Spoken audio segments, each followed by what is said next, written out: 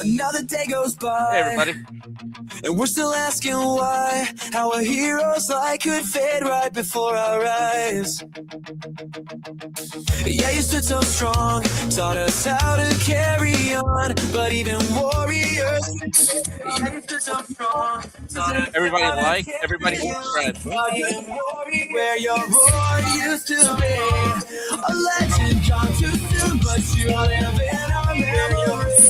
It's a shame we didn't see the signs. Wish we knew the pain behind your smile so bright. We wish you were still here, man, but your spirit never disappears. We'll pick up the sword you left and fight on. Everybody like, We'll stream, fight subscribe. on. For you, we'll fight on. From Angel Grove to every kid who needed hope, you were the one who showed that every storm can be survived. Life hit you hard, yeah, harder than you ever told, but your courage lit the path that we still follow in the night. Now we carry every lesson, every morph, every stand. A piece of you lives on in the hearts you helped expand. It's a shame we didn't see the signs. Wish we knew the pain behind your smile so bright. We wish you were still here, man, but your spirit never disappears. We'll pick up the sword you left and fight on. We'll fight on. For you, we'll fight on.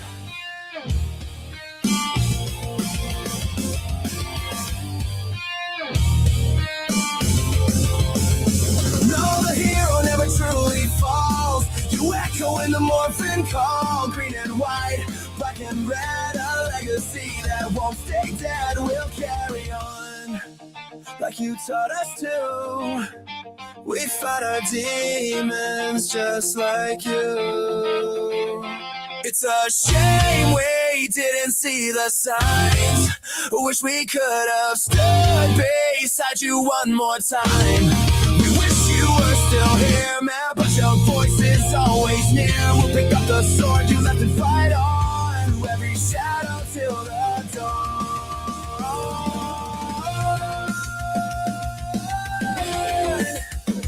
For you,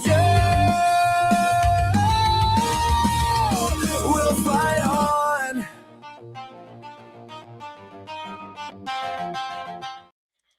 Hey, everybody. Welcome in. Welcome in. Be sure to like and subscribe. This is going to be one heck of a show. So, before I do start, I do have to make a little announcement, a little PSA. Not one that I wanted to make, but here we are. So, I need to get something serious off my chest. Recently, my personal information was posted online without my consent. This wasn't just scary, it was a violation of my privacy and my safety. Based on the evidence I personally have, I believe the individual known as Rican Ranger doxed me. Because of that, I took action and I filed reports with both the FBI and the LAPD. I want to be clear, I'm only sharing my experience and what I believe happened. I'm not claiming guilt.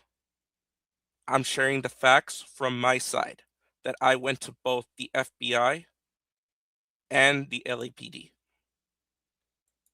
I'm making this video because people need to know how real doxing can be and why it's so important to take your personal safety seriously online. Please stay vigilant, protect your personal information, and be aware that this can happen to anyone. Thank you to everyone who supported me. I'm sharing this to raise awareness and help prevent this from happening to others. So, I want to thank Sergeant Flannery over at LAPD. He made the entire process easy for me because this was not a crime that happens every day. It's a crime that unfortunately seldom happens, but they were able to say it, especially because in California, where I live, it is a crime. So I just want people to know that reports have been sent out to both the FBI and the LAPD, and they will be handling things, and I will be on top of it every step of the way. And that's it. Please like and subscribe. Mhm. All right, everybody. Sorry to start that off so grim, but today we do have a jam-packed um stream today. We're going to be going over the young sage incident, and I definitely want to highlight some things because they're not being said, and I do have a statement from Sage. Sage himself will try to be here as soon as possible, and um but I do have a personal statement that he told me that I am allowed to read. So unlike the other channels, we do have Sage's account of exactly what happened, and I will be going over that with all the concerning evidence. So if you wouldn't mind, we are going to go ahead and start. So what is going on that has everybody riled up? I'm going to share the screen.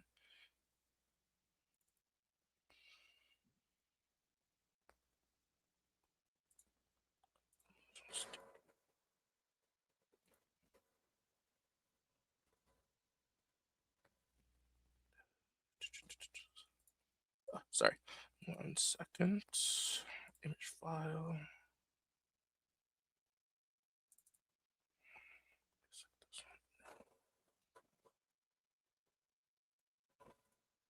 Sorry, give me 1 second.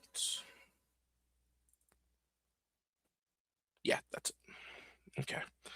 So first and foremost, I interviewed Sage a few days ago, and we went over his project for Mythos Force. Unbeknownst to me,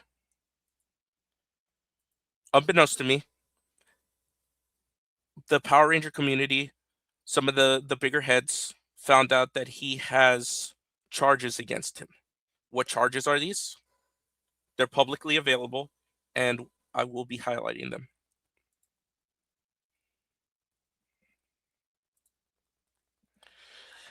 So right here, you can see that this is Young Sage, also known as Young Sage Jackson, Marquez Jackson, MJ Jackson, or all of these different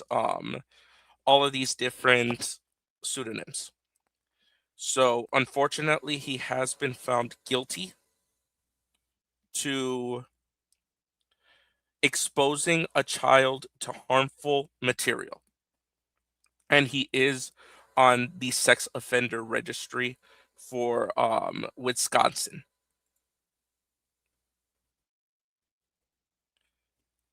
It looks really bad when you see it up front, and I can assure you guys that at first, when I first saw that he is on a sex offender list, it it broke my heart, and I was scared because that is a serious allegation.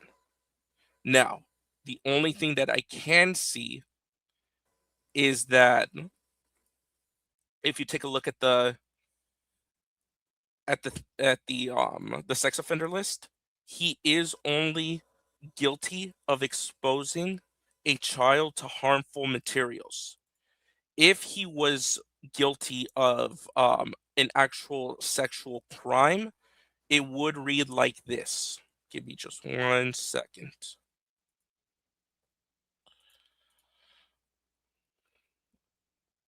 Move. I will give you guys an example.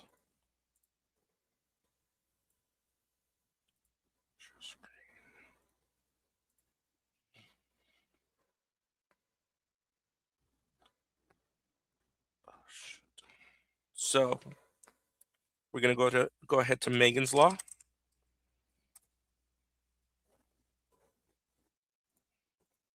I'll be doing it in real time.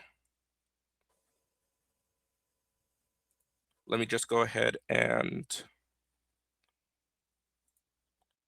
don't want to dox myself again.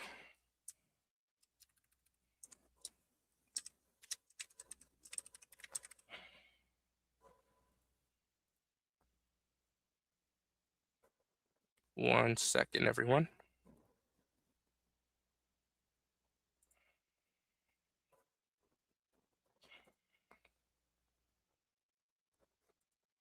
So I'll go ahead and I'll add it to the stream.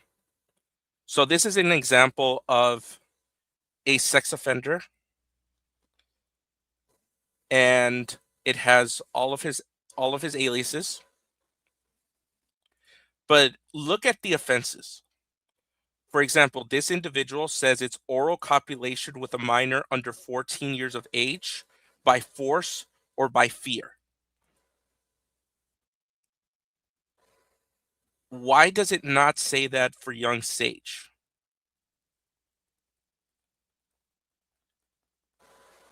Young Sage is guilty for harmful for sharing harmful materials with a minor.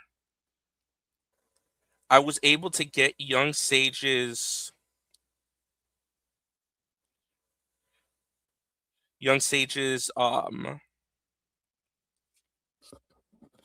testimony. Unfortunately, he was a little bit busy today, so I'm gonna go ahead and take myself off the screen. Let me know if you guys can still hear me. 1 second, okay?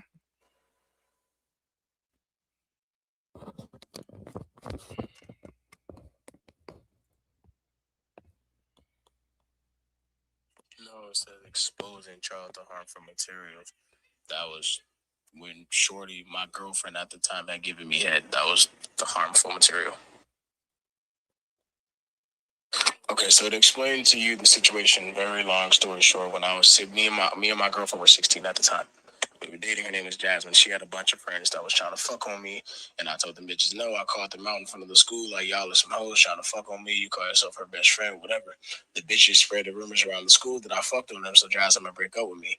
But the rumors got to the teachers and to the principal's officers at the school. I had just turned 17 at the time. My bitch was literally a month younger than me.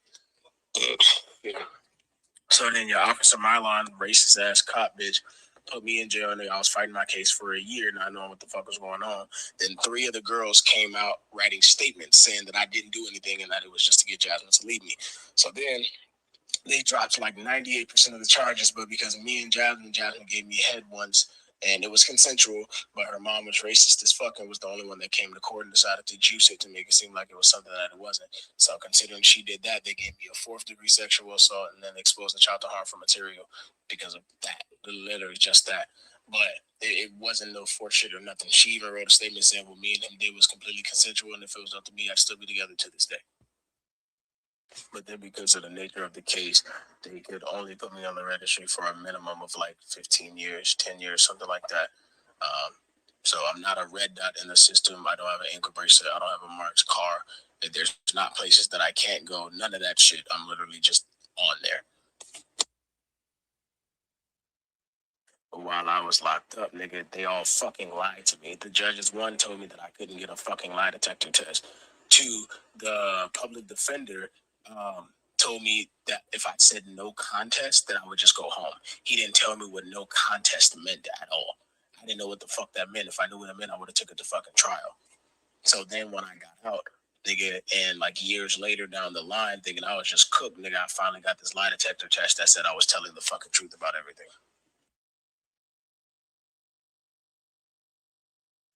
Cleared my name, my nigga. So now I just need to get enough fucking money to get the fucking lawyer to open this case back up and sue the fuck out of the entirety of Wisconsin. And yeah, for sure. And the other thing you should let everybody know is that in Wisconsin, they can choose if they want to fucking charge you as a fucking adult or not. And they fucking chose to. Nigga, you know how many motherfuckers I knew that were in their fucking 20s fucking with high schoolers and their parents knew about it? And these white motherfuckers let them do that shit? Like, just fucking cuz, bro? It happens so often. But they choose to come after a fucking nigga, bro, that didn't do anything. That shit is insane to me. And then, folks, you just gotta like think about it, gang. One, if I really did all that shit, my nigga, I'd be underneath the fucking jail. And this is the part that I want you to let motherfuckers know too. Look into the fucking case, bro. Actually know what the fuck you're looking at. Because if I did all this shit Don't you think there would be a lick of evidence in the entire fucking thing, my nigga? There is no evidence in my entire case. Not a single lick, nigga, not a phone call, not a DNA sample, not a text message, not a nigga screenshot, not a nothing. There's literally fucking nothing at all. These bitches literally just went off of, oh, you said he did it? Okay, cool. That's literally fucking it. There's not a lick of evidence in the whole fucking case. So really use your fucking brains, bro. All this shit that's on there, my nigga, there's not evidence for a single thing, my nigga. Use your brain. And then, like, people don't even look at my fucking character, my nigga. I don't even carry myself like that. Motherfuckers have never seen me even carry myself like a motherfucker that do some shit like this. I ain't did shit from nobody, bro. You know how much shit I've done for the kids out here, my nigga? For years, bro. Even since I've got out, how much shit I've done for the kids. And fucking insane, bro. People are just stupid.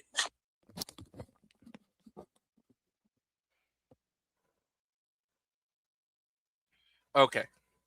So you just heard the testament from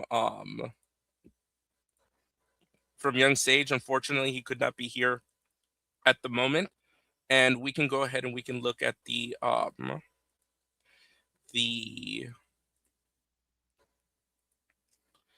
the article that's circulating among the Power Ranger community right now.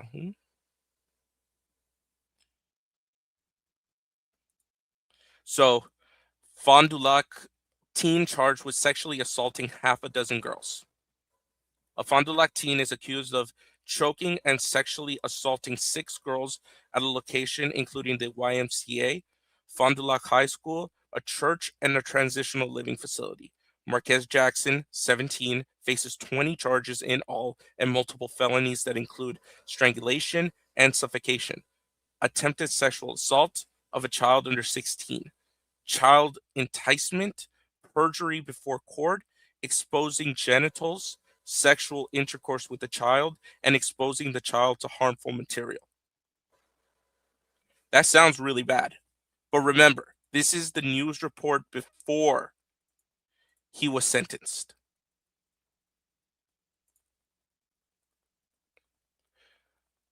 That's before he was sentenced. Now, I want to go ahead and I want to show you guys again what he was charged for.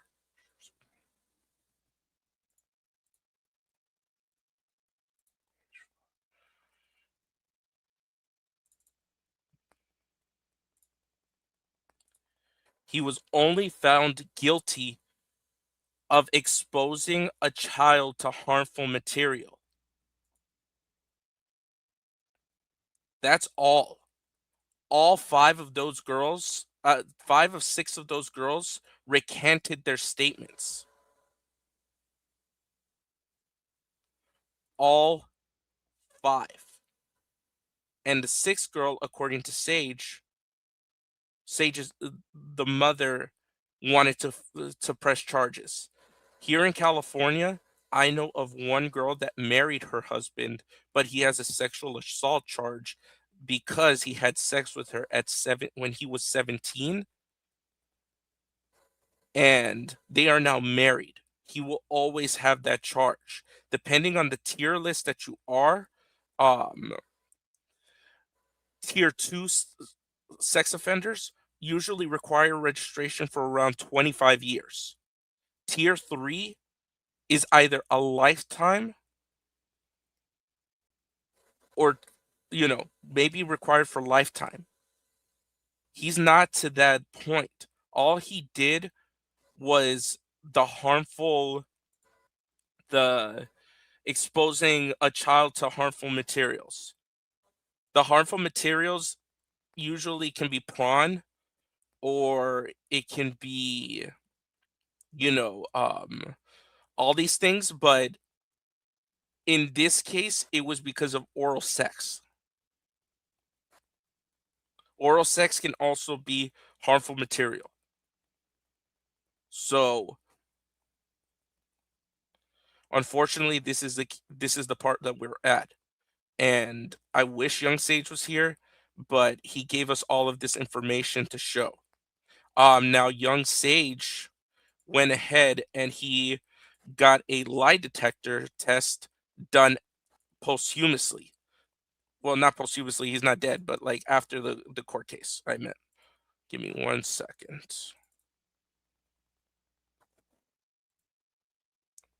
So this is what he provided for me. So according to Young Sage, this lie detector test was taken by an FBI agent, and the results were no significant reactions. And I did ask him some questions about it because I was advised by a retired police cop. And give me 1 second.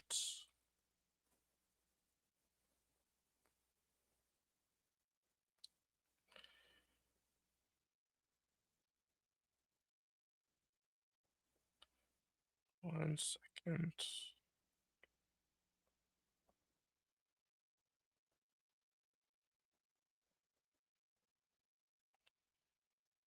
One moment. The questions that I asked him were if he was given a seat to. Give me one moment.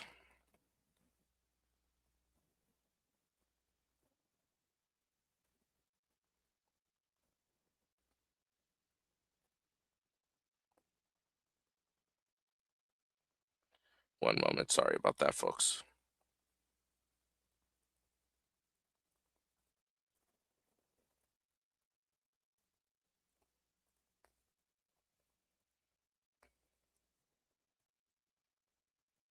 So, how they conducted the test for him?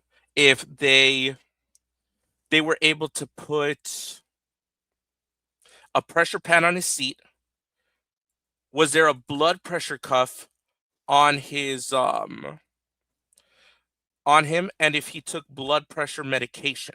That's very important. And he told me he did have the pressure seat on.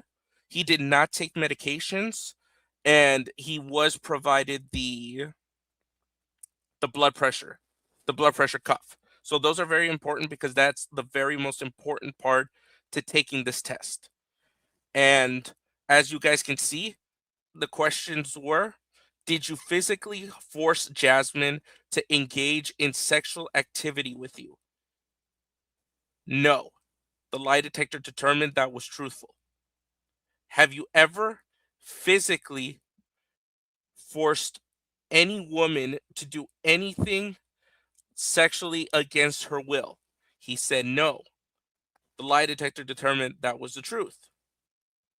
Other than in self defense, did you ever use physical force against any woman? He said no. The lie detector determined that was the truth.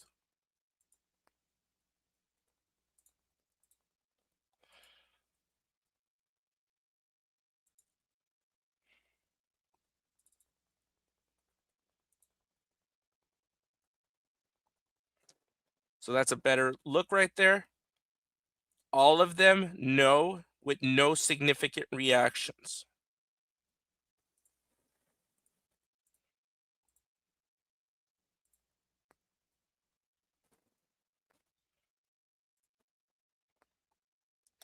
Did you physically force Jasmine to engage in sexual activity with you?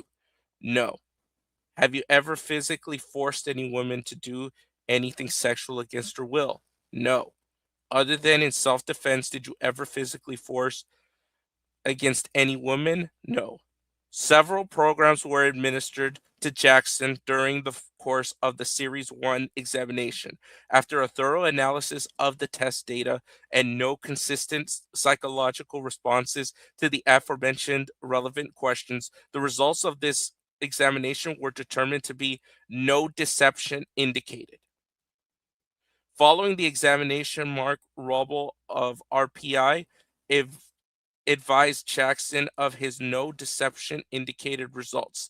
Jackson was advised the polygraph did not show any deception, therefore, meaning he was being truthful when answering the above relevant questions. Jackson was advised that RPI would provide relevant questions, would provide him with a written report summarizing the examination, which Jackson stated he understood. Jackson was subsequently escorted out of the office of RPI. So you guys have to put yourself in his shoes. He was a 17-year-old kid who fucked up. How many of us in the chat have ever had sex before the age of 18 or with someone before 18?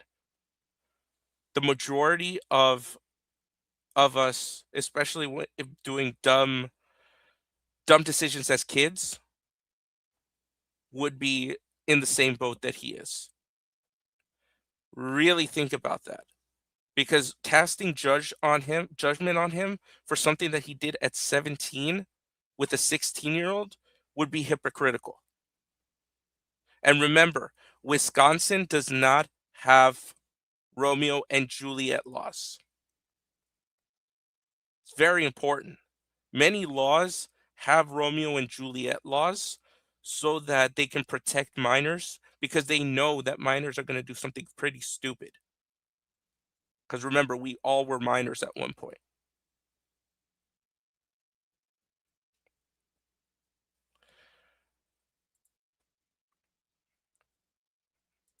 So I wanted to invite up a former police officer, a retired police officer that has something to tell him, and he has a better account of all the charges. Answer, if you have a chance, can you turn on your camera whenever you are ready? Hey, Answer, thank you for joining us today. Hey, good evening. How you doing? I'm doing good. So you're a retired police officer, and you looked at all of the evidence that he gave us, and you had to listen to his testimony. What stood out to you? So, what stood out to me first, knowing like if you were guilty of something, you would not voluntarily take a polygraph, especially if the polygraph was administered by a former FBI agent that has the duty to report. So, if there was negative findings from that polygraph, he could easily turn that over to the FBI for further investigation or to the local municipality in that area where that company that he works for now. Got it. Uh, the reason why I asked you if the blood pressure cuff was applied and if the pressure pad was applied.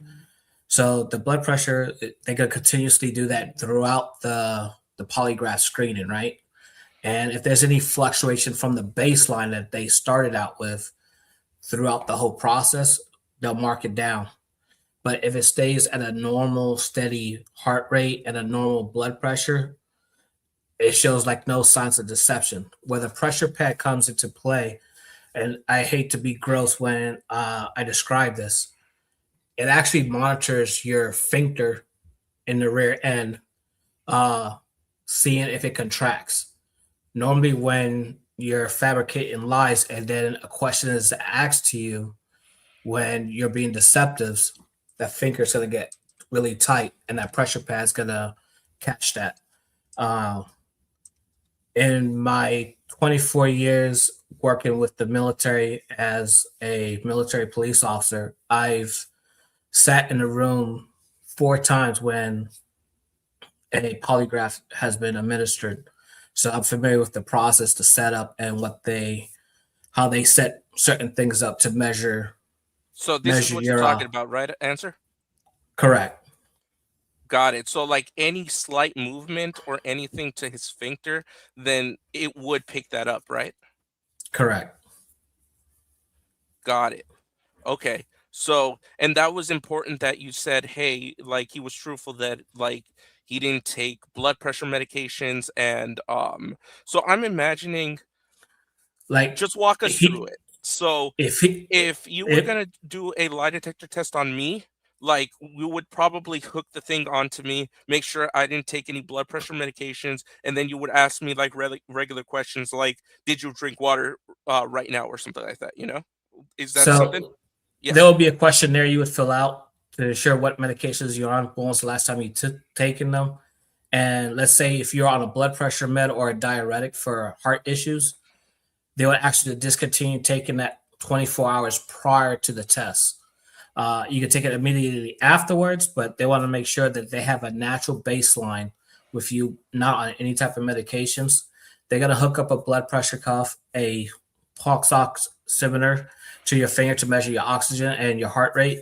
Okay. And the other pad's going to be one where you sit at, and then uh, they'll have some electrodes uh, on your head, and they may put one on your shin, just like a EKG almost, but they'll put two on your head, one on each shin, and then go through that process and see, get your baseline. And they'll ask you, "Hey, what's your birthday? What's your name? What's your mother's maiden name?" They'll ask you questions that, and then now they're gonna say, "Hey, tell me. I want you to ask me I'm gonna ask you a question, and I want you to lie to me on this question." So, how old are you? Oh, I'm 22 when the person's 28. And then they'll get that baseline that they're looking for. And Got then it. So then so they'll ask those basically, questions. got it. Okay, so like they're gonna know obviously your age. So they're gonna know that that one is a lie, and they'll measure your body's reaction to it, right? Correct. Okay. And that's kind of like the baseline for the lie, right? Correct. So they'll ask you a series of 4 lies throughout those questionnaires. And then when they get ready to start the test, hey, we're about to start the test. I'm going to ask you some baseline questions again, and then filter in those questions that they're trying to get answers for. And then those questions that you had read out earlier will be mixed into that. And then at the conclusion of the test, uh, detach everything from that person, and then they'll go look at the analytics of it and then say, hey, this person was being truthful or they were being deceptive.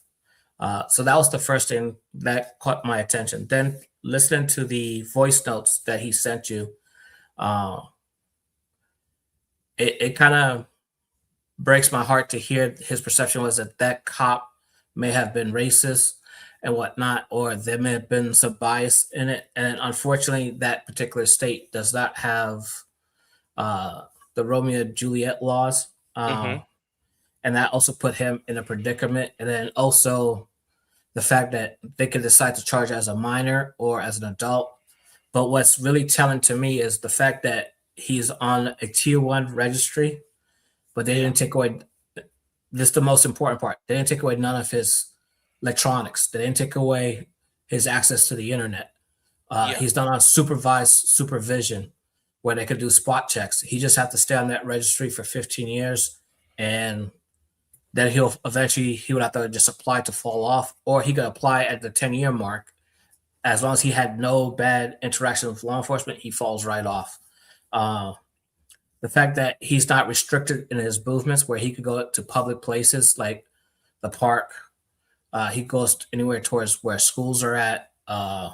It shows me that he's at a lower tier where he's not perceived to be a threat to minors or to adults, and it just one of the penance he has to pay through the judicial system, which unfortunately I feel definitely, and I say this very respectfully. This is my opinion, not opinion of my previous agency or current agencies that I may work for, just mine own. That he got railroaded. Yeah. Hate to say it like that, but the system does not work out every time for people that look like me or look like him. So, in my opinion, that's what happened to him. And I could give you a case in particular that I helped investigate. Uh, It was a gentleman that was being investigated for domestic assault, and they could not find anything to prove the assault happened. But they took the testimony of the alleged victim and said, well, me and him like to have rough intercourse, and sometimes he'll put his hand on my throat. And then we do engage in uh, anal sex. And unfortunately, in the military law book, in the UCMJ book, both of them are considered crimes punishable underneath the UCMJ. And what they did with that soldier, they chaptered him out, dishonorable discharge, for having consensual sex with his partner because of the choke and the anal sex activity, and decided to kick him out. But here was the other factor that was very weird to us. He was black, she was white. Okay. All over an accusation of domestic assault, which there was no evidence in the home of it. There was no evidence on her body of it. And went from there. And then later on, she was re-interviewed again for another situation, and come to find out she lied about the previous situation. But that person is already out of the service without the appropriate due process, and now he has a bad conduct discharge and cannot find work. And unfortunately for him, he's also on the registry. Got it. Now, I do have a question for you to answer, because a lot of people are saying like, oh, like he had all these like accusations with the 5 girls, that he had oral, like that he had sex with them. So this is my example that I gave with an individual that's on Megan's Law. It lists his offenses. Sage's offenses um would be similar to something like that if it was um PDF filing, right? Correct. Got it. And, and then Sage, unfortunately, would have been in jail a little bit longer than the time frame that he spent in jail. Unfortunately, he didn't come from circumstances where he could afford a proper attorney to be advised and use a court-appointed lawyer, where they just trying to free up the system, free up that bed space to put someone else in it. Like, hey, just take the plea, and then we're gonna go ahead and get you going. I'm gonna go ahead and So, bring up young Sage. He actually joined us backstage. One okay. second. Hey Sage, welcome in. Can you hear us? Yo, yeah, I hear you, gang. Yeah, because Sage, how long were you in jail for? So I was fighting the case for a year, Okay. but they sentenced me to 4 months and then 5 years probation. Okay. Makes no sense at all. That None. So Answer 06, I actually sent you his information, Sage, because he's a retired police officer and also a martial artist. Oh, nice to And meet you, man. Nice and to meet you. yeah, he's been going over everything, and basically he says the same thing that we all do, that you got yourself a bad deal. Yeah, I was lied to.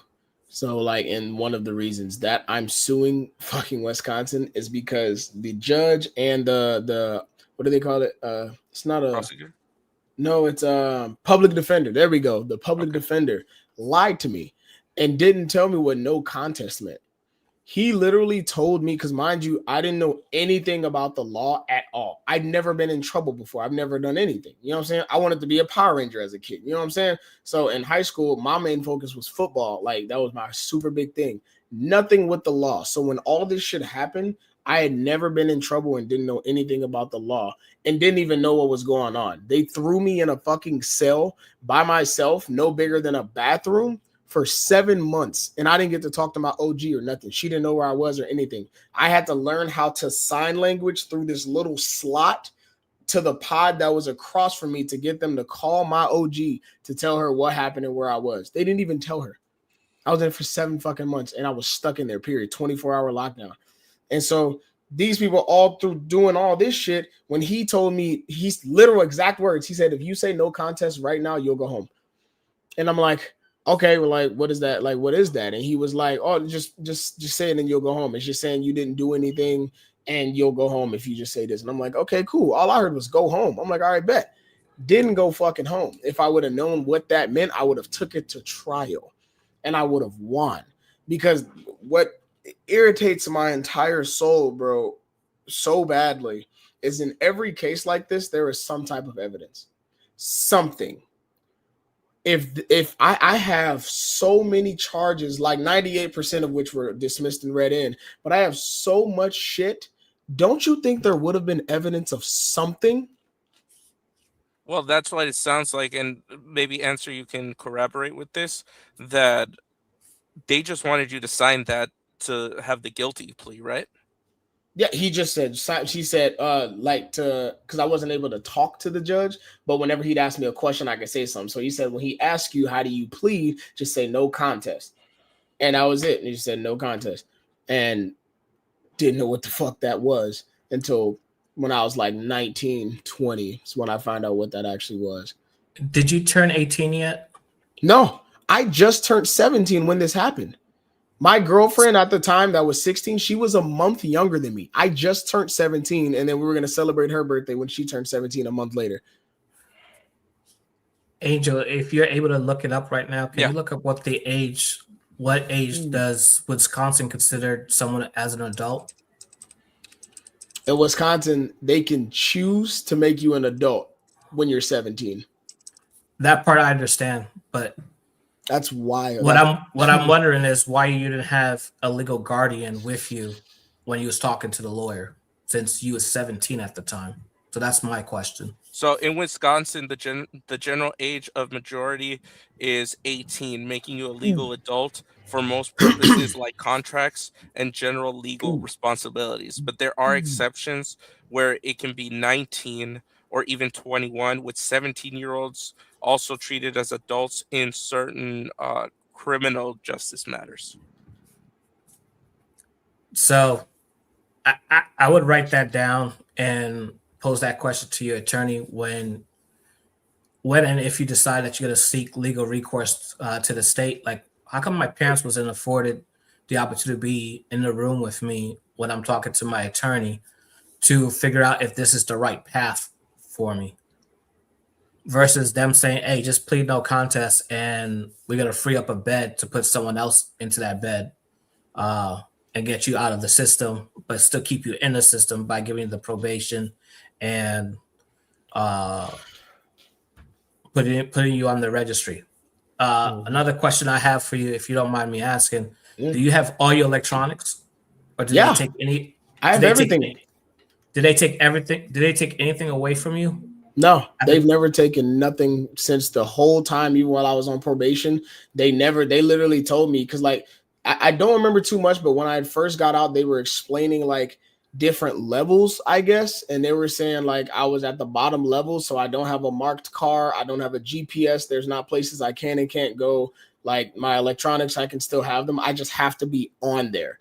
And I'm like, bro, if all that is a thing, then bro, just leave me the fuck alone. Like, what? Like, and they're saying I'm for 15 years. They said the minimum they can give me is 15 years. I'm like, do you know that you could have, after 10 years, you could appeal and get yourself off of it, right? After 10 years, you can get off of it? Yes. Well, this is news for you. What? Mm-hmm. How do I do that?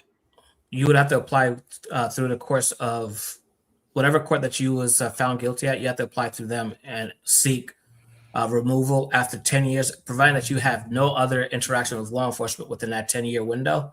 You should be good. Like a traffic ticket is fine, parking ticket is fine, but like nothing that where they fingerprinted you or swabbed you or handcuffed you, then you should be good. I've never been in trouble. This is the only thing. Yeah. Wow. Okay. So it's been 8 years. So in 2 more years.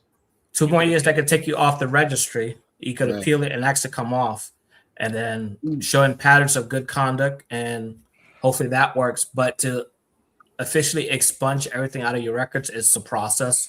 So that you would have to get with your attorney and see. Without doxing yourself, are you currently in Wisconsin or in another state? No, I'm in Arizona right now. It's okay. Okay. All right. So yeah, look up the laws in that state and make sure that you stay within compliance with them, and then everything else should work out okay. But in my humble opinion, yeah, you received the wrong end of the justice system, and I'll be honest, it's not fair to people that have this skin tone. So I think if the Oh, circumstances happened to someone else that was this complexion instead, I don't think it would have went that far. it has, because we've literally seen, me and like my whole little group of homies that we were still good after that shit happened. There are multiple people we know that, and we did know also, that were 15 dating 23, 24-year-olds, and their parents were fucking okay with it.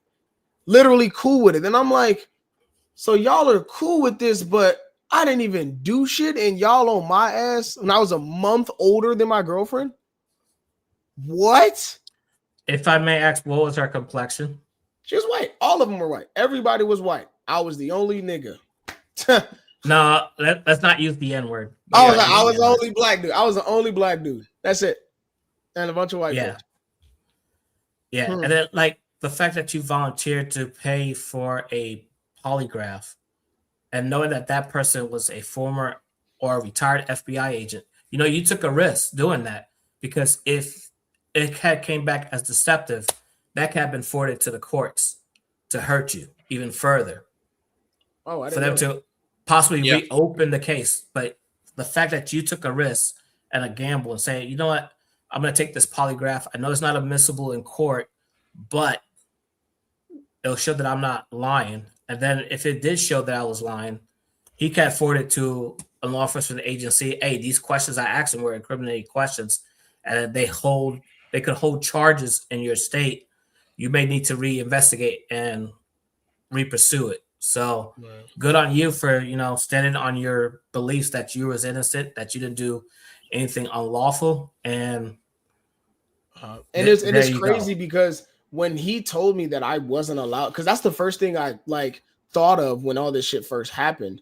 And I was like, yo, like, y'all just give us a polygraph so I can go home, like a lie detector test. Like, can I go fucking? And they were like, oh, that's not how it works. I didn't know. I still rarely know really anything about when it comes to courts and lie detector tests.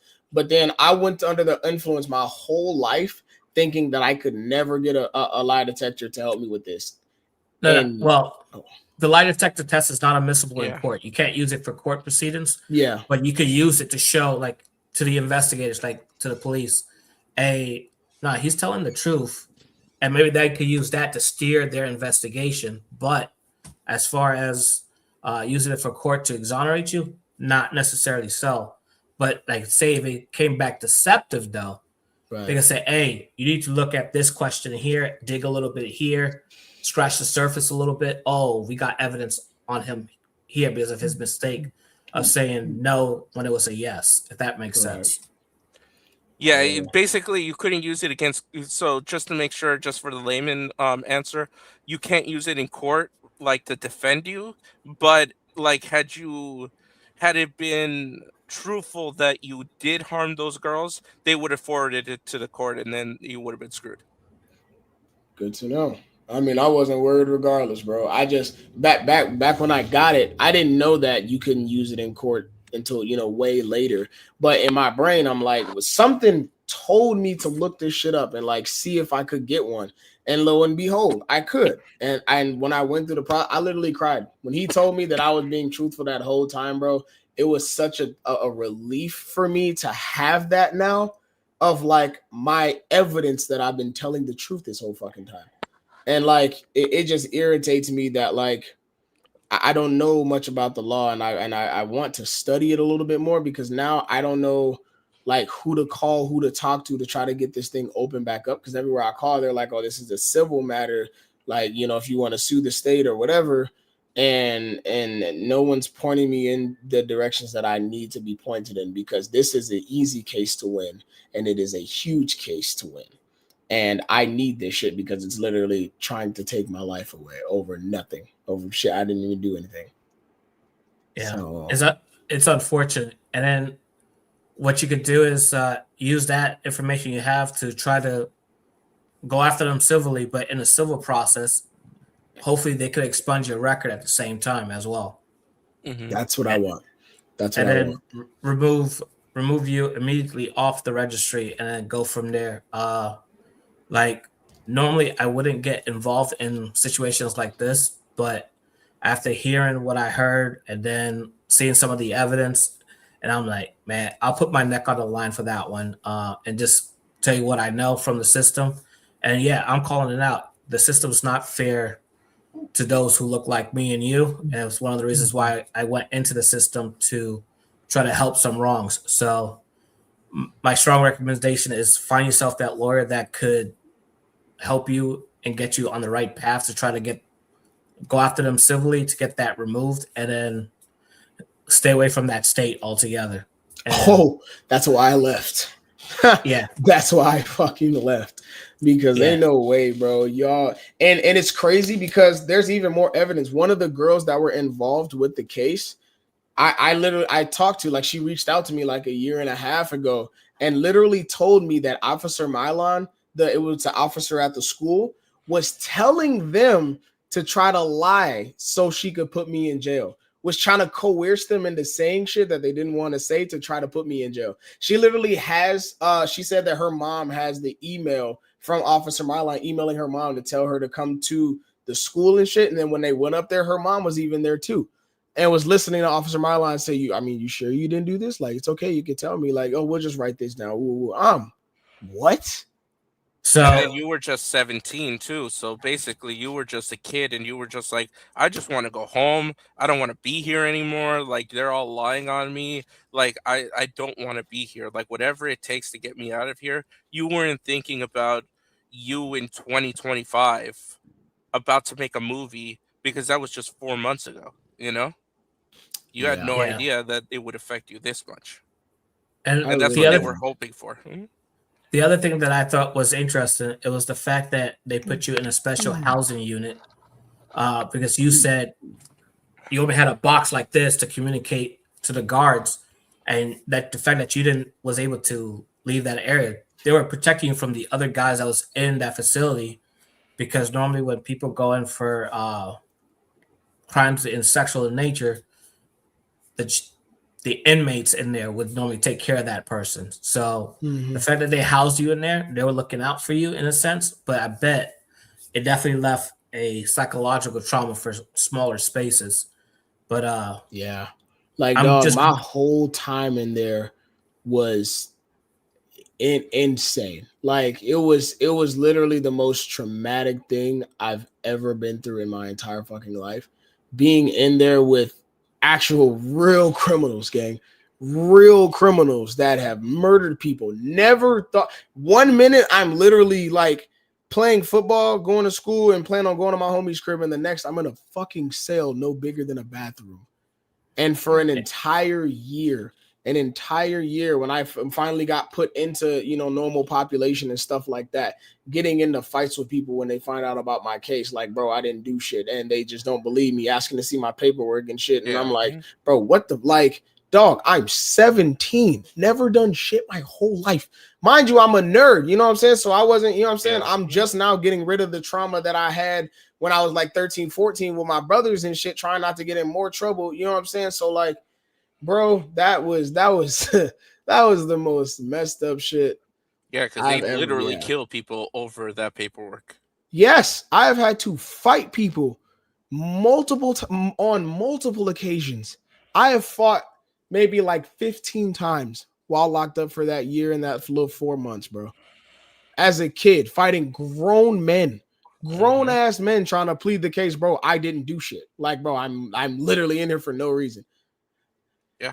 uh, I'm just glad that they didn't do no disciplinary reports on you, because that would have extended your time in there, and Yeah. then it would look bad on you. So just going forward, man, just walk that path, stay out of trouble while you go through that process to try to get your stuff expunged. And then, good luck on your project. I hope it comes to fruition, and hopefully you take notes to what's being said and from the people that's coming up to speak to you, and hopefully, you could take our advice and go with it.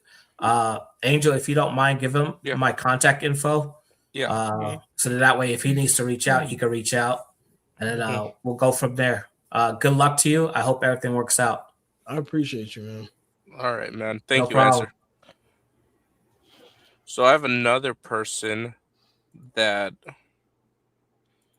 wanted to speak to you, and I know that you've spoken to him before. So give me one moment, okay? Let me know if you're ready, okay? If not, are you okay with people hitting the link? I mean, yeah. Okay, cool.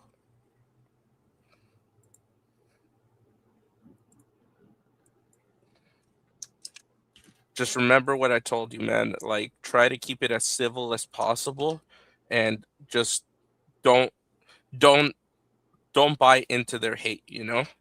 Yeah. So anyone is free to click that link.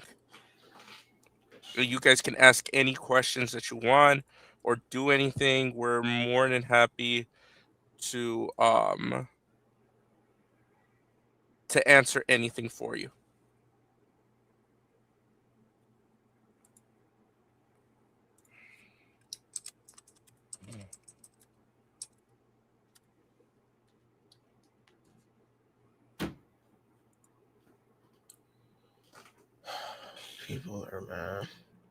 People are nuts. I know, man. I know. Trust me Like on that one. this person is saying, "Why fight people? It's so not worth it, bro." And then says, "I never been to jail, so I don't know. I don't know. I ain't gonna act like I know what that's like." Then why are you talking? Why are you giving opinions on something you know nothing about? Then Exactly. what the fuck? Then just stop saying things. Then what? Oh man. Okay, People so are. we have the first person. Ian, are you ready? Oh, it's Ian. Yeah. I was calling him Ian this whole time. When I think about it. Yeah, it's Ian. Looks like you're muted, Ian. If you want, Ian, just take yourself off of mute and we'll bring you back up, okay? Guys, any one of you guys that are arguing in the chat and you want to ask your questions, you're more than welcome to come up. Like, this is your time. You really want, like, people to know what's going on, we'll get you up. All right, Alucard. What's up, man? I haven't seen you in forever, man. You're muted.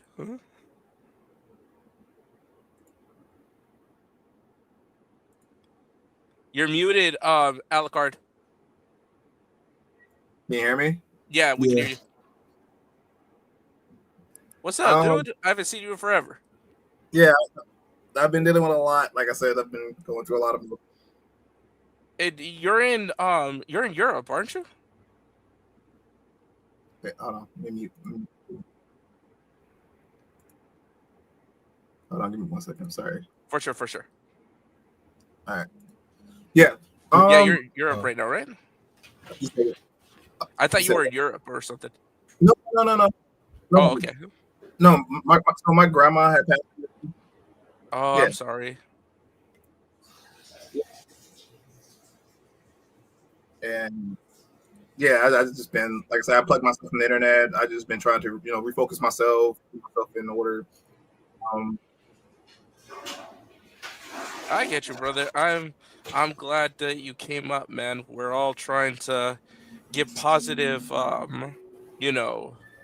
messages for Sage as soon as he comes back, and any questions that anybody has, click that link. This is your one chance. Instead of talking crap online through a message, ask the question.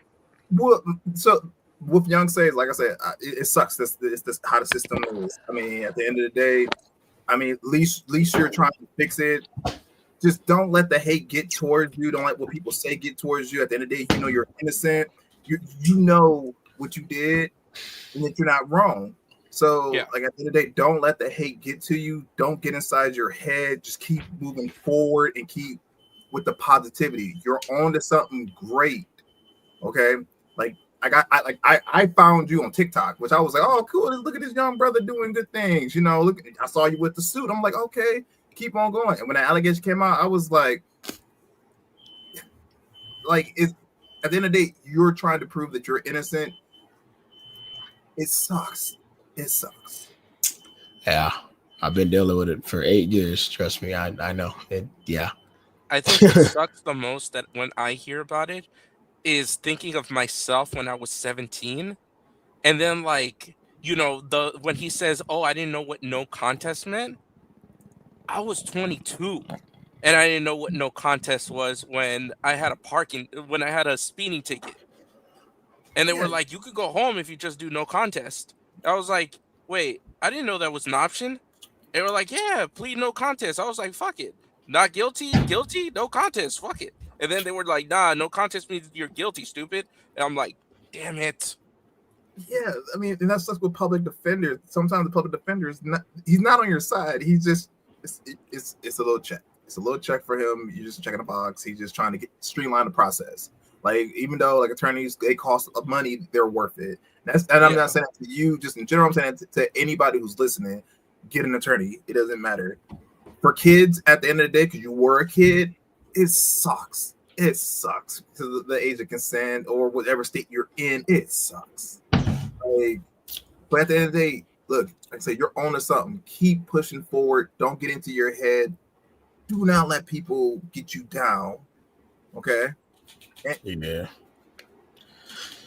I know. It's just dumb because when you trying to do something that requires people, you know what I'm saying? Yeah. Then that fucks shit up. Like music, you need people to listen to it. You make an anime, you need people to watch it. You make a Power Ranger series, you need people to see it. You know what I'm saying? So like, if motherfuckers, and that's why I hate with a genuine passion when people say just ignore it. Oh, you don't have to prove yourself. Are you that pisses me off so bad because I've gone 8 years of when I do ignore it, it still gets Sage, big. Sage, you have something in the background. You need to move it. Look in the private chat. In the private chat? Yeah, What's in the background? look at the private chat. Oh Hold shit. on, hold on, hold on, hold on.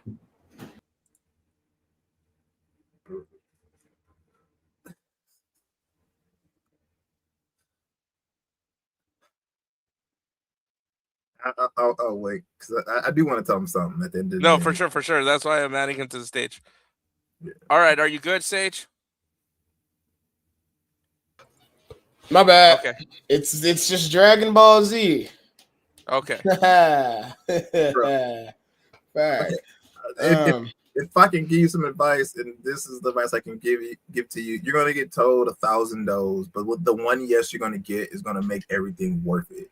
That one, like any great project, you'll get told no, no, no, no, no, no, no because of this reason, no because of that, no because of funding, no because of whatever. But when you get that one yes and it's greenlit, it means way more to you because it's a passionate project and people believe in you. You got people in the comments on your TikTok, YouTube, whatever you do on social media. I'm telling you, you got people out there that's telling you like you're on to something. But also Yeah.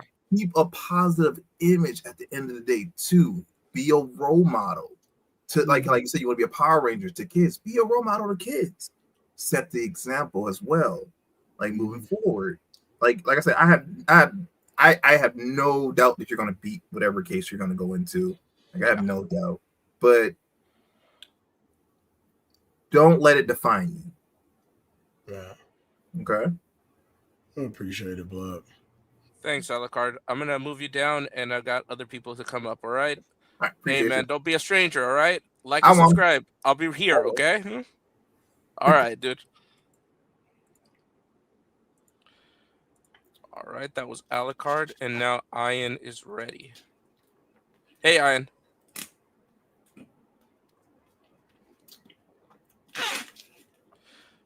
Can you hear us, Ian? You're ready. Okay. I So can't hear Ian him. had a few things to tell you because he was telling me that he had um similar experiences. I can't hear him. Oh, Ian? Okay. So you said you wanted some stuff to tell to young Sage? I can't hear him. Ian, I think you're muted. No, he's not muted. We just can't hear him. Oh, we can't hear you, man. They can't hear you either. Yeah, we can't hear you at all. Yeah.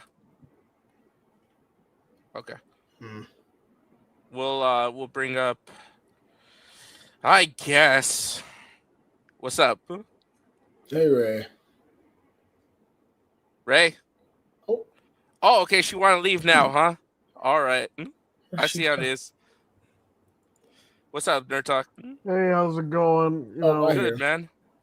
I just wanted to let you know, I've been through your kind of situation, and it's like really sad when they try to, shine this light on this negativity when you're trying to produce something good. You just know that a lot of these people who are bringing it up are just haters, man. Like I seen that video you had sent me of the guy on TikTok right after you just done the stream here, just hating for no reason, just no reason. I And don't know what's up with dude. Like he literally made a video saying, "Oh, this is the last video I'm gonna make about Young Sage, woo woo," and then makes another fucking video about me 2 days later. Bro, leave me the fuck alone. Who even are you people? I don't even know y'all. Like that's that. and the word he's so invested in what you got going on, and like almost like kind of like this rearranging with this community. You got your own locale there too. And I don't know. I'm sorry you're going through this because I had kind of gone through something similar a year ago. Juicebox Mhm. was, and hearing the stuff you're saying, it's bringing back like my own trauma from when I went back through this as well. And I'll give you the advice that these like Juicebox and Answer and a couple of the other people in the community, once you get this expunged and taken care of, just don't even bring it up again. Just try to not even talk about it, ignore it like it didn't happen. Um, because you got bigger things you're working on, and honestly, I believe that they only came after you for being black. I've been, like I said, I've been through a similar situation, and that was the case of mine. The girl actually admitted that she was lying on the thing. So Yeah. I totally get it. So just stay strong. Keep representing our community very, very greatly. Keep working on your project. You got a bunch of people dropping out, but that might lead to better people coming in the future. Right.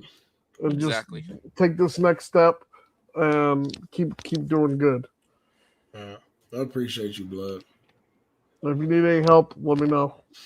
Yeah, All right, sure. man. I'm gonna go ahead and drop you down. Hold on 1 second, okay? Invite guest. All right, I'm gonna go ahead and put that link again.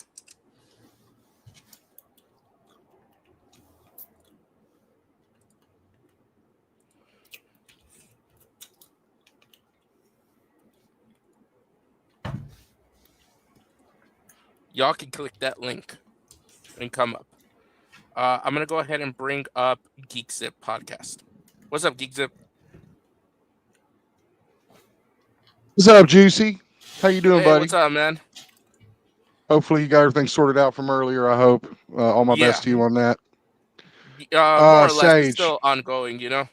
I know, man. I know. Like I said, the cords have been having your back, trying to make sure that shit stays off as much as possible, even though the Mm-hmm. damage is already done.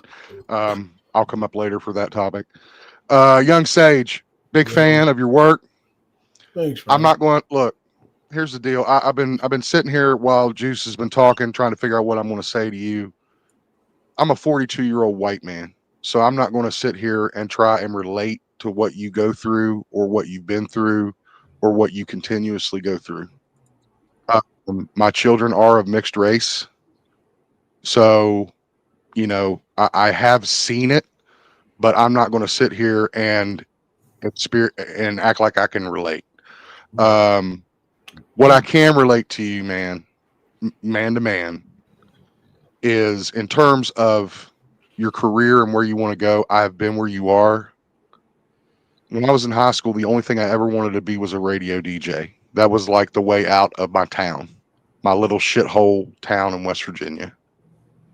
I dreamed of Howard Stern and you know these other DJs that were going on stage and welcome bands, and I was on a rock station and I brought out bands like Shine Down and Rage.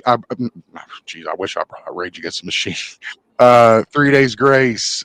All these upcoming rock bands, and then just like that, here comes the internet. Here comes iHeartRadio, and I was laid off from my job at about 25 or 26 years old. I had gone to college for radio broadcasting. I had spent 6 years of my life. I fucked around in 2 years of college, sorry, um, to get my degree. And I got it because my father wanted it, and I was able to get it to him before he passed. He wanted my college degree in his hand. So that's why it was important for me to get it.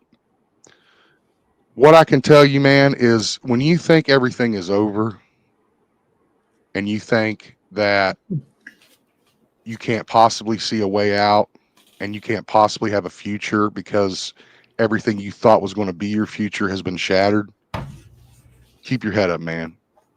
Things change for reasons. And yeah, I'm not a famous DJ. I'm not Howard Stern. I'm not a star like we all want to be. But, I found a lot of other great things along the way. And I like what I do now. So you've got mad talent. In my opinion, just from reading and watching the chats and streams all day, it sounds to me like a lot of people are on your side and know that you got screwed. And this is coming from a 42-year-old white guy. So again, man, please keep your head up. I know it's hard, especially when you're beaten down so bad and had everything taken from you when you didn't do shit. You're just sitting here doing your thing. And you're trying to better yourself in your situation, not giving a shit what happens to everybody else. Fuck these haters. Yeah. And then something comes along and takes the fucking carpet out from under you, bro. I have been there before. I can speak on that. And I'm telling you, it's not the end. I know there's a lot of people. Juice, much love. Sage, keep your head up, man. It's not over, bro. It's not over. Just I keep appreciate pushing, you, bro. gang. Keep pushing. Much All right. appreciated. All right. Y'all Exactly, take my care. man. You too, man. And that's the thing, Sage. You got to take it as like a like a vote of confidence because you pissed off the hornet's nest. You pissed off the people that don't want you to succeed. He's like you pissed off all these people that have had control of the Power Ranger community for so long, and all of a sudden you come out of nowhere. Like you pissed off a lot of people, so that's why they're so intimidated because you're not part of their little club. Yeah. You got to think of it that way. Kill them with your success. I'm gonna bring up Ray, I guess. Yo, What's up? Why is that my picture? I don't know why my browser didn't have my settings, so I just was like, oh, I'm just gonna use a picture I used for the thumbnail for the stream. Anyways, we're not here to talk about my profile picture. Anyways, I was like, I'm right here. What the fuck? Okay. yeah, you're also right here. What's up, Angel? How are you? I'm good. How are you? I'm good, Sage. It's nice to see you being a little bit in better spirits. That's makes me happy to see. But I talked to you, and unfortunately, you're gonna have haters. There's nothing you can do to stop them. You could tell them to leave you alone. They're gonna come at you harder. The best thing for you to do is just keep growing, because the best type of vengeance on anyone is to doing better than them, because they already don't want to see you. They don't care if you self-delete yourself. They don't care about your life. They don't care if you're here or if you're not here. They're just doing it to just because whatever reasons they have. But with this situation, I would recommend, you don't have to take my advice. I mean, I mean, you don't have to, but I think that if you want this specific situation to go away, I do think what Answer gave you as far as advice of fighting it would show that, you know, you are trying to prove your innocence. And also there is a chance, you know, if you have a strong enough case and, you know, you have a decent lawyer and everything, that they can get you off that registry. So this won't have to come back again. And honestly, I know it sucks. I know that this is hard for you, but you have to look at the silver lining. It's honestly a good thing that it came out when it did, because it would have been worse if you had already started shooting this project and then it happened, and then now everyone's pulling out. That's And what all my this uncle stuff. said. My uncle Yeah. said that he was saying that because if like it would have came out like after, let's say after we shot the movie, and the Invaders people was like, nah, we don't want that, then I would have to choose between deleting my entire project or him like trying to sue me or some shit for having him in. You know what I'm saying? Exactly. Exactly. So So sometimes bad situations come at a good opportunity. You know, I feel like, I don't know what you believe in spiritually, but I feel like the universe always tests us and pushes us and gives us these situations to see if we're gonna drown in it or we're gonna thrive. So I think this is the moment for you where, you know, you have notoriety. You're taking that notoriety because you wanted to build something. You want to make a movie that you're passionate about. And this is just a bump in the road. So whenever you're getting these hate comments or people calling you things and labeling you things, you know who you are. The people who you surround yourself know who you are. Anyone who doesn't know you, doesn't care to know you, just wants to stop at the headlines, those are people you don't want to give a single ounce of energy to. Those are people who you don't need to even entertain. You focus on the positive, you keep pushing. And I do think that for your best interest, especially if you are growing and you're trying to like take off with this project or anything you want to do in your life, right? For your career, I think it's best you do probably try to fight this whole thing, because this is always going to be brought back up. And if you at least can prove your innocence and then everyone can see it, you're still going to have people who are going to be on your butt and find something else. If it's not this situation when you were 17, it's going to be something else. You know, something you said on the internet, somebody you said something mean to. You know, you're already seeing it. So at least this big situation will calm some of that fires. And then when people keep trying to bring it up, you know, they're going to be looking like the assholes at the end of the day. So, I mean, I think you're a good dude. I looked at this whole situation from both perspectives. I am on your side with this. And you do have, I just want you to know, you do have a lot more people in your corner than that against you. Even people who are behind the scenes are still in your corner. I think a lot of people are kind of just waiting to see what happens. So please keep your head up. Do not stop fighting. You have a lot more support than you think, Sage, and you really need to lean on that support right now, especially this time. Okay? Because how much did Okay. they donate to your thing, Sage? to my To project, the project, yeah. at least like $9,000 in total. That's more than this idiot. No. Is this listen? Is this supposed to be? This is supposed to be about Sage. You take that down. You take that down. I'm trying to encourage him. Listen, he's good. This is the thing. He was good before this situation. So I don't think there's anything you could do to really change that. Look Like I at the said, smile I put on his face, Ray. When I put that up, look you at know that what I'm you're like, smile. doing. ain't no Listen, fucking he don't way. need more hate coming his way. Stop it. You I stop forgot it. about dude. Honestly, I forgot all about him. I know. See, you reminded him that he existed. See what you did? This is all your fault. I forgot about dude. She's Nah, gonna get off his neck. you'll be all right, Sage. I do have faith in you. I believe in you. You know, you I got that. You don't have the bad energy vibes. You'll be okay. I promise you. Oh my god, I'm so glad you just said. Oh my god, because that is one thing. That statement right there. Oh, that just triggered the fuck out of me because I don't understand why people don't see my character instead of some dumb shit. Like I don't even act like because that you're type the of. outsider, dude. You're not part of their stupid little club. Oh my god, I'm going to bro. be very, very controversial for just a second. So Yeah. here's the thing. Okay, here the thing that these people, especially the Power Ranger community, I'm just gonna keep a buck. They have protected people who have done worse than what you've been accused of. Okay, they constantly protect people because they're actors or they're convention owners. And the community has protected these people for a very long time. But because you're not on that level, you're up and coming, you're an easy target. You're not an actor, you're not a con owner, you're just somebody doing something. Oh yeah. Well, you know what I'm saying? Like, you're not like an actor from the Power Rangers. You're not a You Power weren't Ranger on the actor. show. You weren't on the show as Yeah. with Hans Saban and them. So it's like you have people who want to bring you down because they see you're doing something and they want it. It's jealousy. It's petty, and it's rather gross. But the community has been like this for a very long time, and I've seen it just get much worse. You know, the things that people don't talk about. You know, So and that's the crazy part. I didn't know how toxic the fucking Power Rangers community was. I never knew, bro. I was just a huge fan that loved Power Rangers. I never took it to the internet until recently. I never ever knew how toxic these motherfuckers is. I thought the anime community would be worse. It's a select group. It's a select group of these people that have been in the community for so long. They've had control of this community for so long that all of a sudden someone shakes up the course that's not part of their little club, or that they can't get to, because you don't go to cons. You're not trying to brown nose these people. And that's what they all do. That's what they all do, dude. They all try to brown nose these people. They try to like get in their inboxes or like do all this stuff, and they're just like, come on, dude.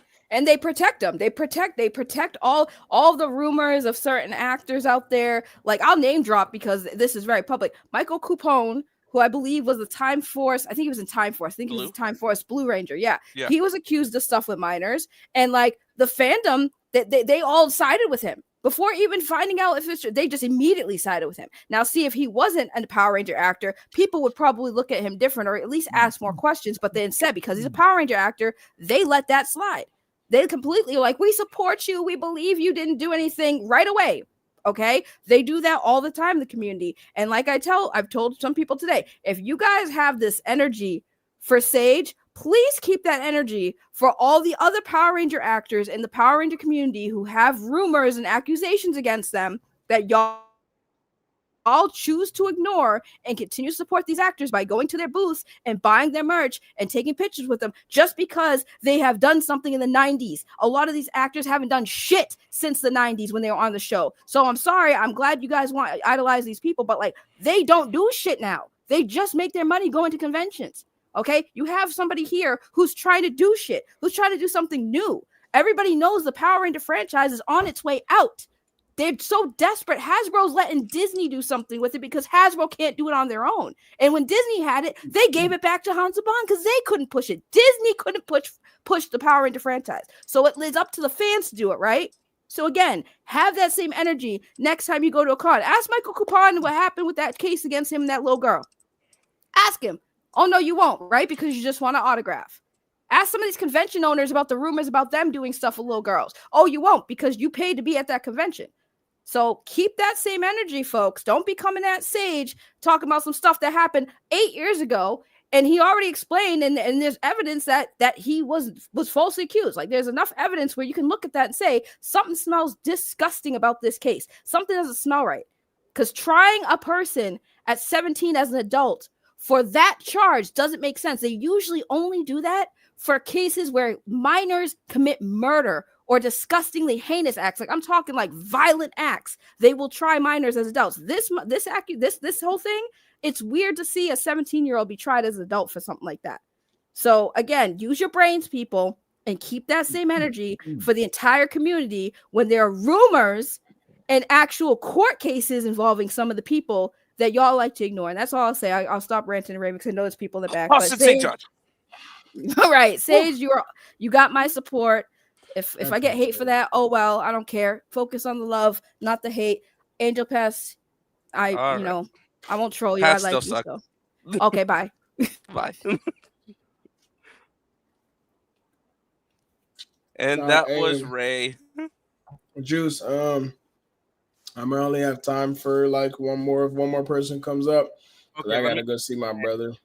Yeah. What's up, Ian? Man, can y'all hear me now? That's better. Yeah, we can hear you. Man, I just want to come here and just encourage you a little bit, brother. Like, I saw what happened, right? Was sent messages, and it's such a delicate thing, but like, bro, like a lot of people in this community, a lot of men like us, we don't get that type of support when we are like dealing with that deep depression, right? And even with the self deletion, like, bro, I've tried to self delete many times, right? So I can understand the sentiment behind, especially wanting to do something in life, right? And you have these roadblocks. Because remember, I told you the first time we ever met, the devil is always right there when you right there at that door. And then boom, bad things will happen, right? So, like, you didn't do anything wrong. You feel me? Like, people who are trying to like come at your neck and be like, oh, you're wrong, this, that, and the third. For I all the mean, people that are saying that, look at yourselves in high school. right. A majority of you guys did what he did, and you would be tried the exact same way. Especially if you down here. Like, we from the South. You already understand how it is out here for us. You know how they look at us. You know what they want to do to us for real. At the end of the day, when you are trying to do something positive, people take a very, very visceral reaction to that. Like, I'm gonna share some things just for encouragement, right? When I was younger, and I'm gonna try my best because I know you got things to do. But when I was younger, right, just off of how we look, right? I was in junior high school, mind you, 7th grade. Our school shared our gym with a sister school, but that sister school had well-off people in there. So they can't, and it's funny because my now girlfriend was best friends with this girl in high school, right? I'm in here, the sister school would come in, they'll get on the bus, come cross town just to use our gym for their PE. She comes in, boom. I'm thinking that nothing of it. We have like brief interactions with the girls that come in, and then boom, I'm off the class. This is my last period, boom, in French class, right? I get pulled out of French class and said, oh, you essayed a girl. We didn't use the term essay, but they said I touched her buttocks, right? At this point, they're telling me, and I will remember this for the rest of my life. A woman named Miss James. She's like, yeah, you, and mind you, the girl who they said I essayed at this time is the police chief's of my town's daughter. I'm in here like, what are you talking about? I never touched this girl. I don't want to touch this girl. Like, she's not even my type. And I have a girlfriend at the time. They're like, oh no, you did it. Look at you, you did it. We're calling the police. I start crying. In the process of me crying, the girl is looking at me like, and she looks at the lady and she's like, he didn't do anything. And the woman looks at me and looks at the little girl and says, go back to class. That's it. She doesn't get in trouble. Nothing happens to her. I just go back to class. In tears, mind you. That's how quickly it can happen. I'll share another story. I go to church with a friend. Get on the bus with people from my neighborhood, young people. He's going because he's dating a girl there. So you know how it is. Like, boom, hood guy, van pulls up, hop in. We're going to church for whatever youth stuff they got going on. I enter the youth room. There's already chatter going around. The chatter is, I raped the girl. Now, mind you, I'm 17 at the time, but I haven't had sex yet. I was a virgin until I was 21, just for a disclaimer, right? But this young girl is saying, who's one of her friends, and the girl that my friend is dating walks up to me and says, "Oh, that girl said you raped her." I'm like, my friends who know me, they're like, well, that's impossible because he's a virgin. I walk up to the girl, I'm instantly livid. What are you talking about? I did something to you. She's looking at me afraid now and like, I never said that. What are you?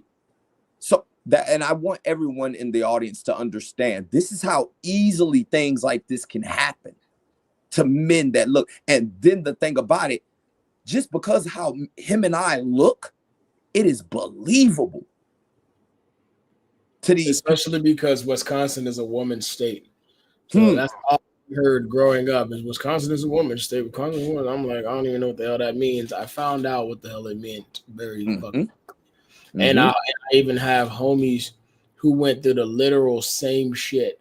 Like my homie Chris, he kind of the similar same thing, but a shorty basically tried to say he whatever. But the night that she said it happened, he was at my crib. And my OG literally had to like talk to the police officer and tell him like, no, he was at our house. He never did that shit. Just because shorty was mad that he was texting another shorty, she tried to put him in jail for that shit. Are you fucking kidding me?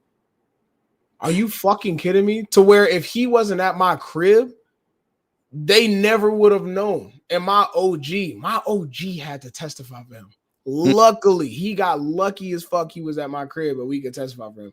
But the fact that a shorty get mad enough to do some shit like that, to try to fuck up somebody's life, bro, you're a disgusting human being. And Ian and I were talking about it last night. I mean, you hear about these things like pregnancy packs, all this stuff, and you really think that a group of little girls isn't going to go ahead and attack this man? Because we're not going to, and this is the thing, we're not coming at this from a perspective of, oh, don't, but because bad things happen to people, right? Fucked up shit happens to women, right? We should protect women. But this the thing, we need to look at these situations, not for all women, but a case-by-case basis. Yes. You need to actually look into it and not try to come in it with your own biases. Look at what this young man went through. And time out. Let's look at the time all of this is coming out. Is that not weird? So I'm doing something positive for my life. I'm honoring my brother. I'm honoring the people in my community to do something positive. And now something like this comes to, and then no one is even going into it to look at, okay, well, what are the details? No, we're going to just demonize him. That shit wicked. That's what I. Yeah, he's here. Prince Brandon is here. No, I saw you good before. Yeah, no, that's not good. But like, yeah, I get what he's saying because I literally went through that literally in school. Like, there was a girl that was like 16, and I was 18 at the time, the same age as he was, and literally I got pulled aside in gym. I was in gym, and they pulled me aside, told me something. You need to come with us. I'm like, what did I do? He was like, well, we just got to call that girl over there. She said you basically made her feel uncomfortable.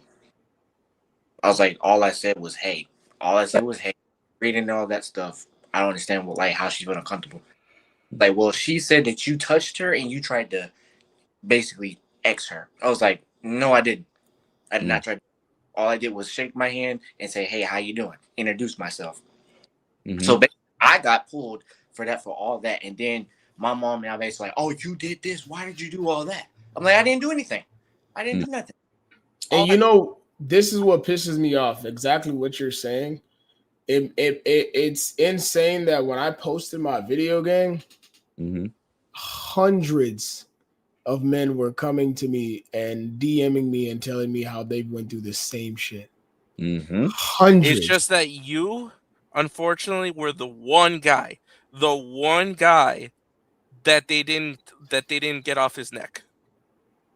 That shit because is think wild, about it, bro. Ian, Prince, they were like, Oh no, he didn't do it. My bad. Like when the heat came on, they were just like, "Oh, you know what? I don't want to be in this no more. Like I'm letting it go." But for you, the mom didn't want to let it go. Mom, because like literally, like and I had a black cop talk to me literally one on one. He was like, "So did you really do that?" I was like, "No, I didn't." He was like, I trust." He's like, "I believe you. I'm gonna let you go, but don't tell them anything." I was like, "But they're And gonna." that's bro, and it bro, and the thing, this is the shit that makes me the most irritated is when motherfuckers are posting about this shit and saying shit, they're saying lies because they didn't actually read it. Like this fucking this Dev Synchro dude, the one that keeps fucking talking about me over and fucking over, makes the second video after saying I'm not going to talk about it. Makes the second video saying, "Oh, saying these 20 girls are lost." 20 girls? Where the fuck did 20 girls come from? What are you talking about? Like I Shit said, like dude. that. Like, Like, unfortunately, Yeah, they people are see gonna fabricate. that header of like sex offender list mm, and not read it, because I've literally gone through it and I said it does not say oral or anything like that. It just says distributing harmful materials. Mm-hmm. the shit. No, not Timu Lex. No, not Deca. Me and Deca are good. We cool. Yeah, There's no Deck is beef with good. me and Deck is Deca. good. No, this dude, Him. Dev Synchro, him, bro. He won't leave I me the fuck alone. After saying, "Oh, I'm not gonna talk about it no more. This is the last time I talk about it," and then randomly pops up, "Oh, you're just saying that these 20 girls are lying and you came crying on the internet." Woo, woo. 20 girls. Where the fuck are you getting that from? he's No, basically so he's you know what adding. I admire about you, Sage? I admire so much about you. Even though all this hoopla is surrounding all this, I just saw a video pop down my timeline of you still pushing forward, my Yes, nigga. that's what That's you got to do. Pushing. like Young brother, I commend you. And I, don't stop. Don't I'm not stop. about to give you no advice. I'm not about to tell you. You're doing what you're supposed to be doing. he's made like Lily. I showed my like Lily, no lie. I showed my brother about Sage's project, and my brother and I, he was like, "Oh, I remember Power Rangers. He's bringing back literally a classic that I used to watch." I was like, "Bro, he's literally doing what I like. Literally, like why are Hmm. you hating on him? He's literally bringing the nostalgia back. Literally, Honestly, like just keeping it real, because I feel like, you know what I'm saying, I could keep it a buck with y'all. I Understand? really don't want to do this shit no more. Oh, I feel you. I feel Hmm. Like I like my whole love for Power Rangers, bro, is like holding on by a fucking thread. And that's Well, literally the Of this thing is, community, it made me stop you watching you Power Rangers. can't let yeah, you need to stop watching these people, and you need to move forward and know that you're giving the middle finger by just being in that space. mm-hmm. Just yeah. me doing this show today is a middle finger to all those people, Yeah, because I believe in you. yeah. We Because all these dudes don't want me to cover you. They mm-mm. don't. They were like, "Oh, he's guilty. He's this, he's that." I was like, "No, I need to put it out there because it's not justice, it's not fair, and Mm-hmm. I'm not letting these dudes that walked all over me in 2004, 2008 win." Oh, you got a vendetta. I love it. I love that. I love that. Yeah. And one thing too, I can say too, Sage, you literally, bro, you're a walking inspiration to me and everybody out here in the world when it comes to Power Rangers. You really brought a whole community together and made a whole nation come together with kids. Like that one kid you remember that said he was like the little kid that did the little morpher thing for you. That Mhm. dude, the little dude that bro, I'm telling you, that brings joy to me to see that. That little dudes actually want to see this show happen. So I And can tell the fact that this even came out the way it did, bro, just think about how many young black men, how many black boys you are going to inspire or who are in similar situations that you will help in the future, bro. Like Mhm. you will really, because you have the insight, you have the wherewithal. It comes with time, but you are learning. You had to you had roadblocks in your way. You made mistakes in the way. You'll be able to tell the next generation how to navigate through a situation like this, and to still how to achieve their goals. Don't stop. You are right here on the cusp. You are on the cusp of achieving something great. Something great, bro. Like Something I don't big, know bro. how religious you are, Sage, but I know Ian is really religious. I mean, No, yeah, I believe in God, like, and that's what I've told a couple people that, and this is just like on some personal shit for me. I feel like this shit happened because my OG, she always told me, if you take your focus off God, he gonna take whatever distracting you away. That is And I look at this honestly, man. He's the if you're really religious, everyone hated this man. if they hate you, remember that they hated me first. I remember. And I feel like just on some real shit, Angel, no bullshit. I feel like because I was focused too much on the project and too much on, TikTok and trying to make money for everything, I took my focus off of God completely. And I feel like that is the reason why this is happening and why it happened, because like I said, you take your focus off God, he's gonna take the distraction away from you. Type shit. And obviously he won't give you anything that you can't handle, but it's gonna hurt when it happens. And that was on me for not doing what I was supposed to do in my walk because I needed to be humbled. You know what I mean? So yes, it's very, very upsetting that it happened. But I know why. I feel like I know why. You know what I mean? Go ahead, Oh Ray. man, no. I gotta yell at you real quick, Sage, because listen, I heard you say that you want to stop and all this stuff. I'm like, listen, you see Iron Connors on that screen right there? Me and this man do not get along. We don't agree on anything, but you know what? There's one thing today we have been agreeing on, and that should speak volumes to you at how much we believe in you, because you have two people who've always been at each other's neck saying, we agree with each other on this topic. So that should tell you something. Do not stop. Do not let any of this bring you down, bro. Like, stop saying, I want to stop. No, you need to get that out your head.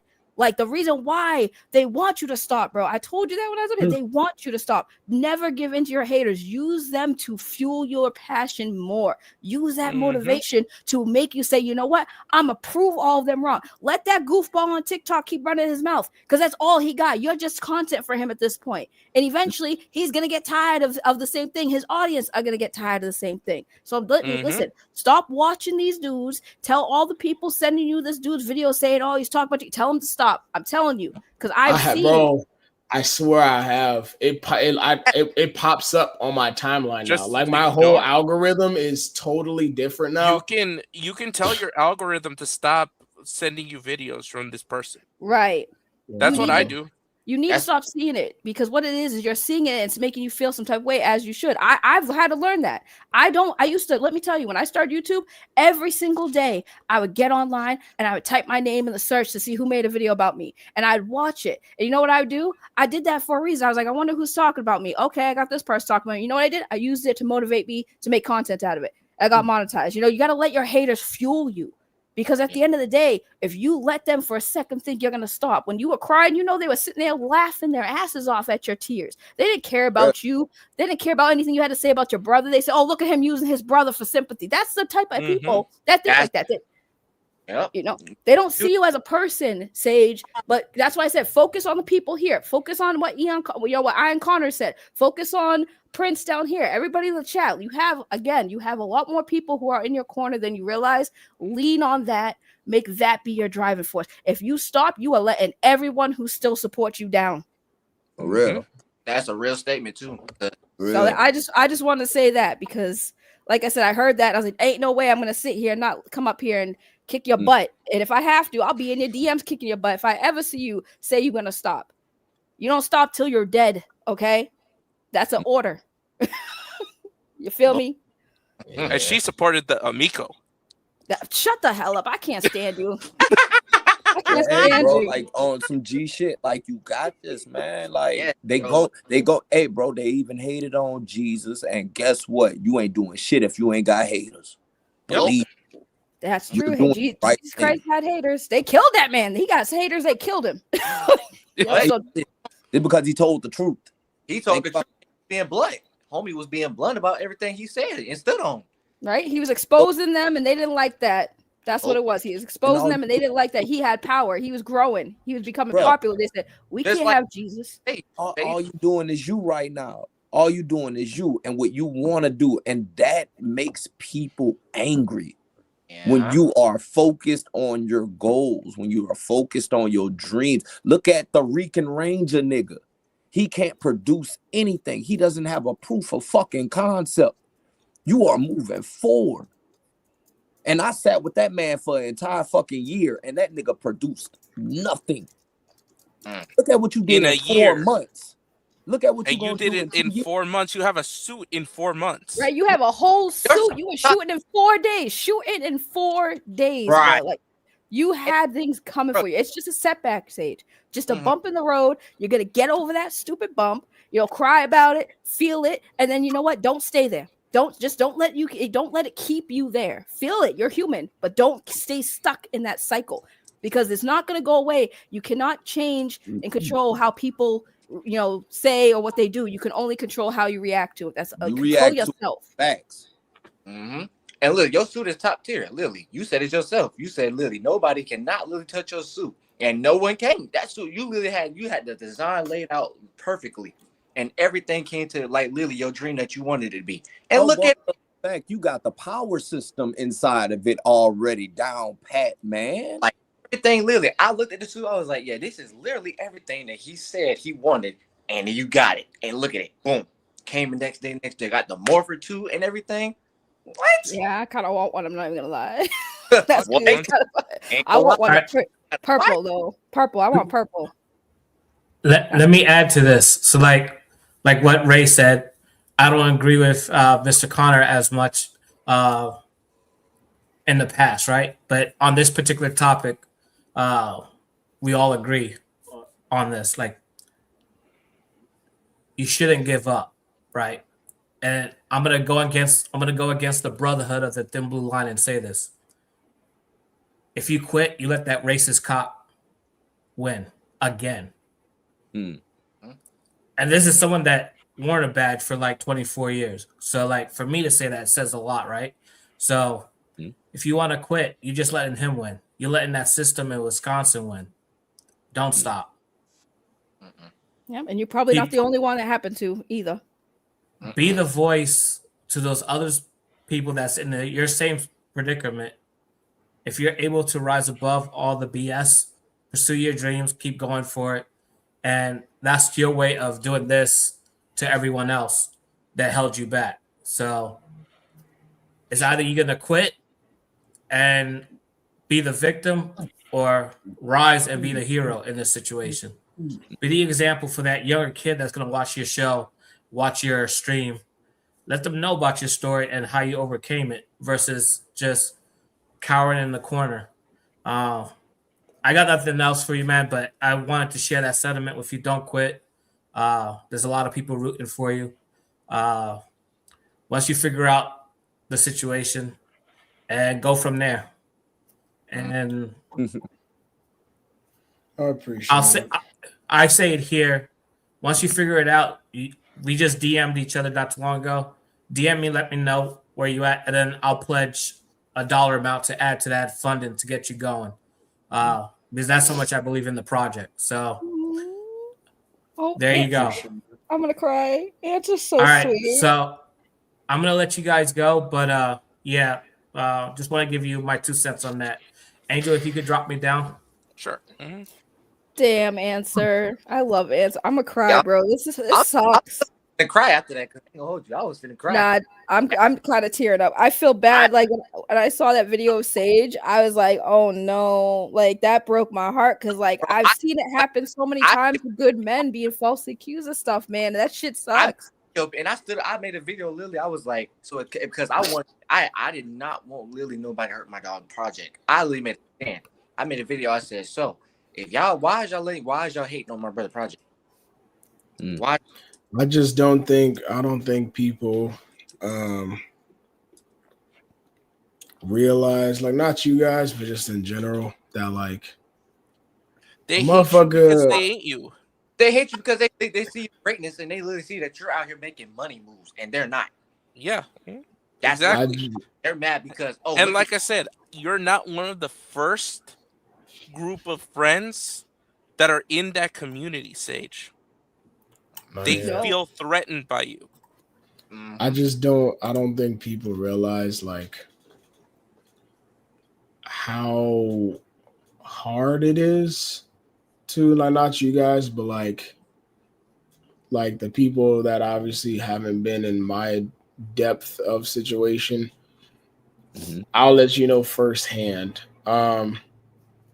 It's very, very hard. You want to know who And else was in your position? yeah, Guys, I'm going to tell you right now, be who you want to be. Follow your dreams, not other people's dreams. The most important thing is that you have to remember you're only worth as much as you say you're worth. Tell yourself, I am the best. Tell yourself, I can. And never use these words, I can't. Because if you use the words, I can't, you will never succeed. People have the wrong impression about success. Success is not measured on the amount of money you have. Success is not measured on how much money you have in their pocket. Success is measured on, are you happy in life? Are you happy at your job? Are you happy in your relationship? Are you happy with who you are? Because if you're not, you need to change it. No one else. Remember, the words you speak control your thoughts. Your thoughts control your body controls your actions, and your actions become your characteristics. It's very important to believe in who you are and follow your dreams. Who cares what anyone else says? Everyone says, I couldn't do it. I couldn't be a ranger. I couldn't film a movie. I couldn't succeed. I was voted #1 in high school to fail. And guess what? I didn't listen to those people. And you shouldn't either. Right now, it's so important during this period of your life to reach and grab that opportunity. You got to remember, opportunities don't come to you. You have to get the opportunity. The opportunity is there. You just have to reach and grab it. And it's so important to follow these rules if you want to become anything you want to become. #1, we all have a purpose in life. We all have a purpose in life. What is your purpose? Do you really know what your purpose is? No, Angel. #2, you got to have. I've seen the video before. Bro, I hate you. I know. I just wanted to like get this out so y'all know. Because a lot of people don't know. This shit sucks. And a motherfucker can only be strong for so long before it starts weighing on you. And so I just need people to understand how absolutely hard as fuck it is to keep doing this shit. And I get other people have gone through it. You know, everybody's gone through something, but I can't focus. I can't focus on anyone else but myself. Even with everyone, you know, the fucking Brian, Lacey, Gender, you know what I'm saying? Other people that have gone through things, I can't focus on them because they're still not me. I can't focus on their situation because I'm going through it right now. I have to focus on what's happening with me. And it makes it worse that the people that I used to go to advice to get, I can't go to anymore. I have to figure this shit out on my own. The last 4 months, I've had to figure shit out on my own.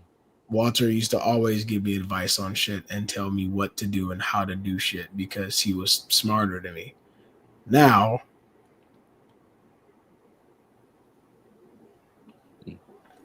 you're not alone, Sage. You're not alone. There's people that are gonna step up.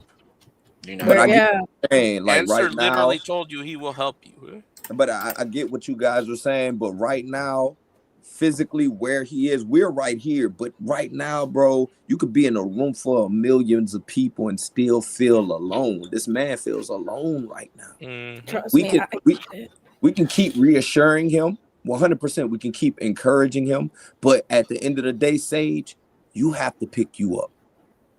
We can come to your path and help you water your garden. But listen to me, brother. You have to stay strong for you. Nobody else can do it. If you want to stop, we can try to be strong for you as much as we want to. You have to be strong for you, brother. And guess what? You have a purpose. That's all I can tell you. You have a calling, bro. You have gotten this far. And like I keep saying, you're right here at the cusp, man. Keep going. There's going to be children who are going to be looking up to you in the future. If you do something, it'll be the same thing where we'll be reminiscing. Just think about all the people who are hurt when JDF self-deleted. Yep, that's true. Yep. Bro, like, you have a purpose, man, and you right here. Don't stop. Ray just said, and I agree with this woman. Man, I was low-key trying to come to this screen to like send shots at Ray a little bit. I can't do it, bro. It's something bigger going on right now. Yep, same. I said the same thing. I said it's not about us. It's about this man right here. That's why I said I came back. Me and him, we got it. But we agree right now, Sage. That's why I'm saying you don't understand the magnitude of how you brought that. We are agreeing on something. That's a big deal. And I'm everything he said to you right now. That's facts. You do have to care about yourself. But like I said, we are here. You're not alone. I know you feel got a alone, support system, but you're not. You do. You're not by yourself. I'm tearing up because, like, dumbass over here, friggin' Angel had to play Jason David Frank, got me in my feelings. I'm sitting here bawling like a baby because, like, if anyone knows, it's Jason, right? And let me tell you, you don't see a man. That man has been dragged for mistakes he's made in his past well after he's gone. So then I tell you, the haters never stop. This man is dead, and he still has haters after the grave. So don't focus on them haters because Jason didn't. Jason never focused on them haters. What he did had nothing to do with the haters. Okay, he had some personal stuff that was going on, but it had nothing to do with them haters. And the haters still on his ass till this day. So trust me, I get it. The loneliness, you feel like you're alone. And when you hear people say you're not, it's easier said, you can hear it, but you don't feel it. I'm gonna need you to start feeling it. I mean, you just stop worrying about all the shit that's going wrong and start focus on how do I make it right? Okay, these people backed out. I have auditions. You'll find people are replaceable, Sage. Even the people who give you advice. There's other people out there who have advice and can help you out. You just have to put your hand out and say, I need the help. Never be afraid the thing, bro. We can't replace the person that he wants that advice from right now, right? Yep. That man that you like, bro, he's with you. All those memories you have with him, that feeling you have when you knew you was having conversation with, bro, he's still there. Yep. You hold him with you. This project, you didn't do this for these people. You did this for him. You did this for you. Like you said. These haters, bro. Think about why you started this project. Think about how much he'll be smiling right now, knowing you got your suits made, knowing that you are 4 days away from creating what you guys dreamt about. He is proud of you, man. He's looking down happy and smiling, saying, that's my brother. He is proud of you. Bro, I'm proud of you. I was willing to drop people who considered me their friend just for talking shit about you because I saw something in you. And even when them people talk shit about you, I went the back behind the scenes because, bro, everybody here witnessing this live, everybody on this live, we see something in you, bro. We're not going to allow fake ass allegations and fake ass charges to deter us from supporting you. That means something, bro. I see greatness in you, bro. Clearly. You are great. I love you. It ain't about, like Jason said, it's not about the money. It's not about art. I need you to start being happy. Fuck this. Fuck the project for a second. I need Sage to start loving him. Yep. That's true. I agree. You're amazing, bro. Real quick for that part specifically. if y'all knew the details of why I can't love myself exactly right now, you would understand a little bit. And why it's so hard and why I pushed this project so hard is because it was my fault that Walter's gone. He asked me that night to come out to this party with him, and I told him that I was too tired. And because I didn't go with him, he got jumped and stabbed.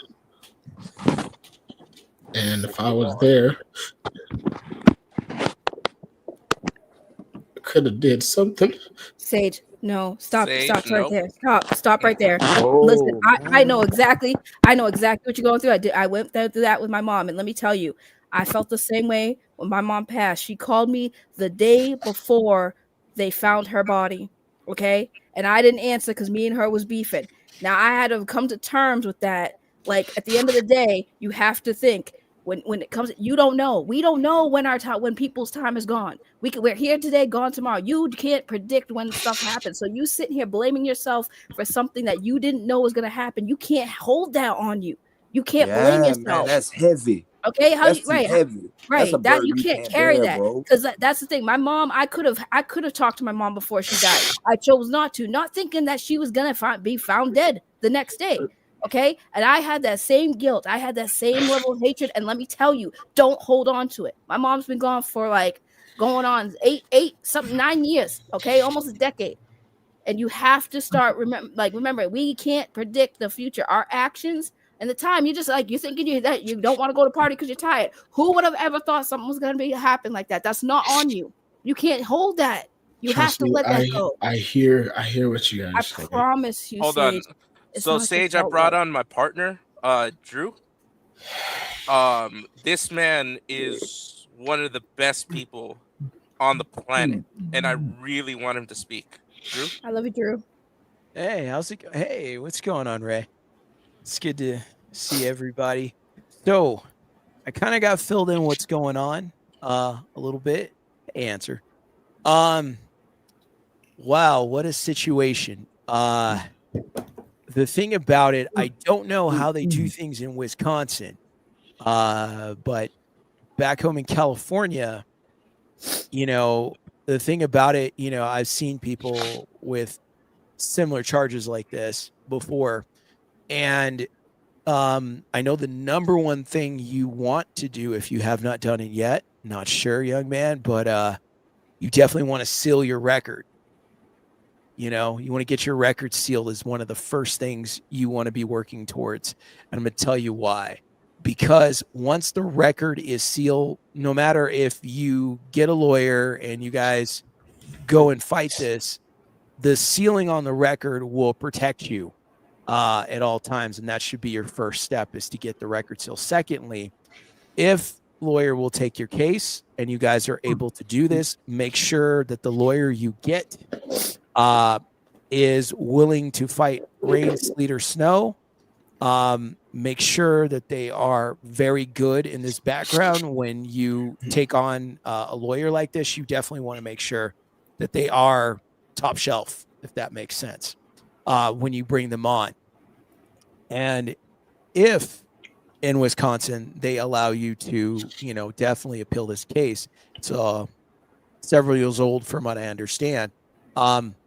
Just be prepared for a lot of surprises that can happen, and just keep your composure.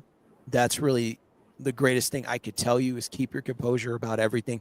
Try not to get upset. Try not to get overworked, even if there's fake allegations and they're trying to say something about you or whatever. Try to keep yourself just calm. That makes a big, big difference. I know it's hard sometimes when you get faced with things that may not be true, but you have to kind of keep your head cool. So if you follow that right there, I think that'll be really helpful towards you. And everything that Answer had to say, of course, is great stuff. So if you combine what he said, what I said, I think you'll kind of be on your way, man.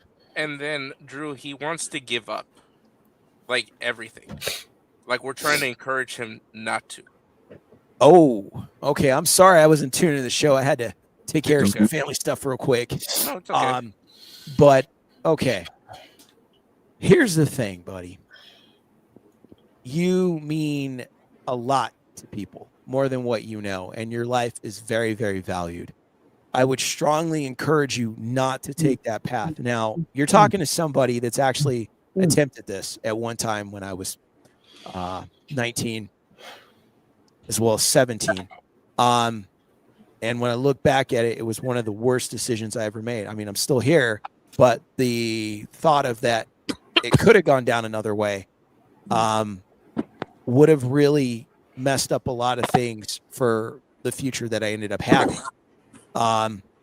And I could tell you, I had a adopted brother that did that. And that was really heavy.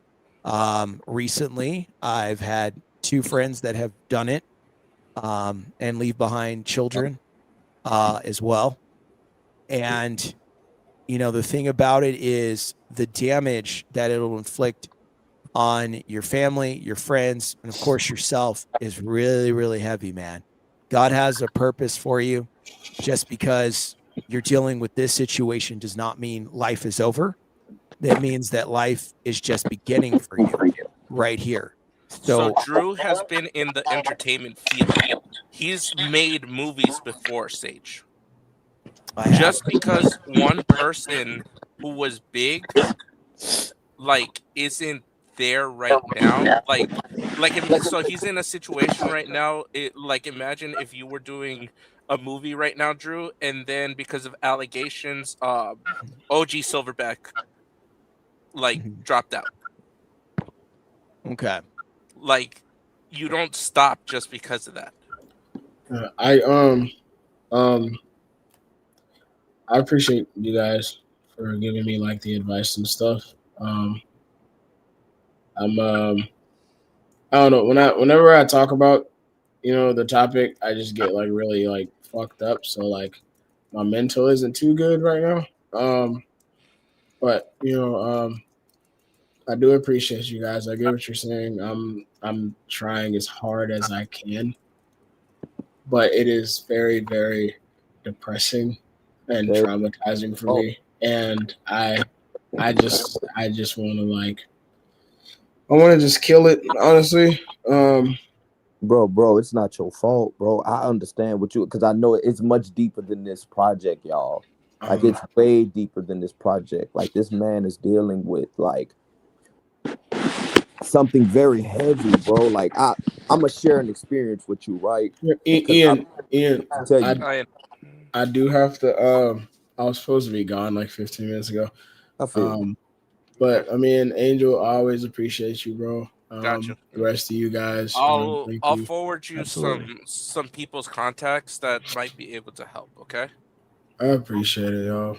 All right, man. Sage, you'll be all right. You'll be all right. Hang in there, buddy. Yeah. My heart is broken right now. That young man is dealing with the loss of his brother ultimately, overall. And he's grappling with the fact that he feels like it's his fault. Yeah, that hit me. Heartbroken. Like that just broke me, bro. No, that hit me too. Because I know exactly how it feels. Like my older cousin, he got deep into the Hebrew Israelite stuff, right? And that's why I was going to share with them. And then one day he walked all the way, almost got to the border of Mexico, turned around, came back, because he, in his mind and in the delusions inside of his mind, because he was mixing the ideology with different type of drug cocktail, right? And he truly felt like he wanted to walk to Jerusalem so he could be at the feet of the Most High. And he came back to get me and told me, hey, either way, I'm going to go be with God. And he was like, I just want you to come with me and walk with me. And I told him no. And I cursed him out and told him, bro, you're freaking crazy. What are you talking about? Later I lost on one of that my night, best friends. he No. died from, and they labeled it death by suicide by cop, right? Unaliving. I'm sorry, unaliving by cop. And I dealt with that for so many years. And I'm like, if I would have just walked with him, if I would have just went with him, maybe, because he held up, he stole a BB gun from Walmart. He then went and got a young woman, and like, she thought it was a real gun, and he basically kidnapped her. All of that occurred. Then the police seen him with it and shot him. And I dealt with that for so many years until I had to get to the point of, and this stuff that he's dealing with that, bro, he's gonna be, that's gonna be on his, it's gonna weigh on his heart for many years. Yeah, and he's very young. He's 25.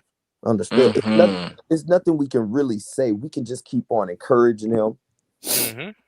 sending him words of affirmation, sending him verses from the Bible, and letting him, and that's why I'm glad, Drew, even though like we probably have a lot to discuss, but like those words that you said to him, that means a lot. He means to people. Like if he was to have gone through what he was planning on doing, that would have hurt a lot of people in his family, for what he's doing with his project, like all the children that are looking up to him. Mm-hmm. And that's why Mm-hmm. this stream is so important, bro. That's And why I can't. appreciate you, Angel. Of course, man. I appreciate everybody who's clicking the link and whatnot. I'm gonna have people one at a time with me, Andrew. So I'm just gonna drop some people down, okay? All right. Ray first, okay? Wait, what happened? Oh, we're just gonna have people up with Drew, just giving their final thoughts. I missed Drew. I'm glad. Yes, moi. I'm sorry. I'm emotional right now. That this whole thing, I was not Yeah. expecting this Me to. too. It got heavy fast. Yeah. Yeah, yeah. People are messaging me like, "Are you okay?" I'm like, I'll be okay. It's just a little triggering when he said the whole stuff, and I was like, "Oh no, dude." I same thing with my mom. I get it. If anyone gets it, it's me. I have that. I had to live with that regret too. And Drew, I missed you. I'm glad you're doing well. You look great. I'm trying to, Ray. Thank you so much. It's good to hear from you. I missed you too, buddy. I missed you Hope too. you're doing good. I'm here. I'm alive. That's what I tell people. You doing okay? I'm alive. No, I understand that. No, I'm glad you came on here because that young man definitely needs as much support and love that is possible because like it's just so many people are just coming at him hard, and you look at the situation, it's like it's easy to say that someone's guilty when you read the most vile headlines that paint somebody a certain way, but then it's like at this point, why are we not asking questions? Why are we not like doing our due diligence to see the documents? Why are we thinking with our brains and looking at the situation for what happened and hearing all sides? So my heart goes out to him. I don't want to see somebody trying to do something positive get beat down so bad like this. It sucks. Like it just. And I know those idiots in the Power Ranger community are watching right now because I've got a high view count. Like you guys sharing all those documents without reading, you guys will literally cause someone to do something stupid. And then that's going to be on you guys. I mean, they don't care. I like you guys know my history, right, with the fandom. Yeah. Like I walked away because there are, like I said earlier, there are things that go on behind the scenes that people protect and they don't want to talk about. And I was one of the few people at the time that was trying to put that out there, and you just get ignored and you get shunned and then you get ousted. And I was tired of people just being putting their blinders on and acting like this stuff's not happening. So I walked away. I said, you know what? I'm good. I've done all I could do. I've given as much energy and tears and deterring my mental health to try to like be a positive person in the community by making sure that we clean it up. And it's like nothing's changed. It's just gotten worse. They don't care about the right thing. They don't care about evidence. They don't care about due process. They just care about the next convention they can go to with their friends and cosplay and get the attention of these Power Ranger actors. They don't care. They just they're siphons of bad negative energy. They just siphon it out. It's heartbreaking because Sage does come across as a good person, very passionate, wanting to do something, getting it done in a short period of time. He was going to start shooting in a few days. Like, he's supposed to be getting ready for his shoot. And now that's all has to take a back burner because of this bullshit, because people just want to find any reason to paint somebody as a bad person. And then it's like toxic positivity, if anything. Like, they try to put out this toxicity, and it's just gross. I know. Anything else to add, Ray? I miss Drew. Drew hit me up sometime. I know you've been busy, so I'm glad that you're, like I said, you just look really good. Like, you look good. I'm looking at you like you look good. So good, but you look it, so that's all that matters. Listen, you look it, so you can just pretend that you're all good. And then Angel, I'm trying to say, why is it every time you do a stream, you're just so straight faced? Like, I don't know. That's just me. But you know what? I have a special message from somebody that's gonna make you smile, though. It's gonna bring a smile to your face. Okay. It's not JDF, but it's as close to JDF as possible for you.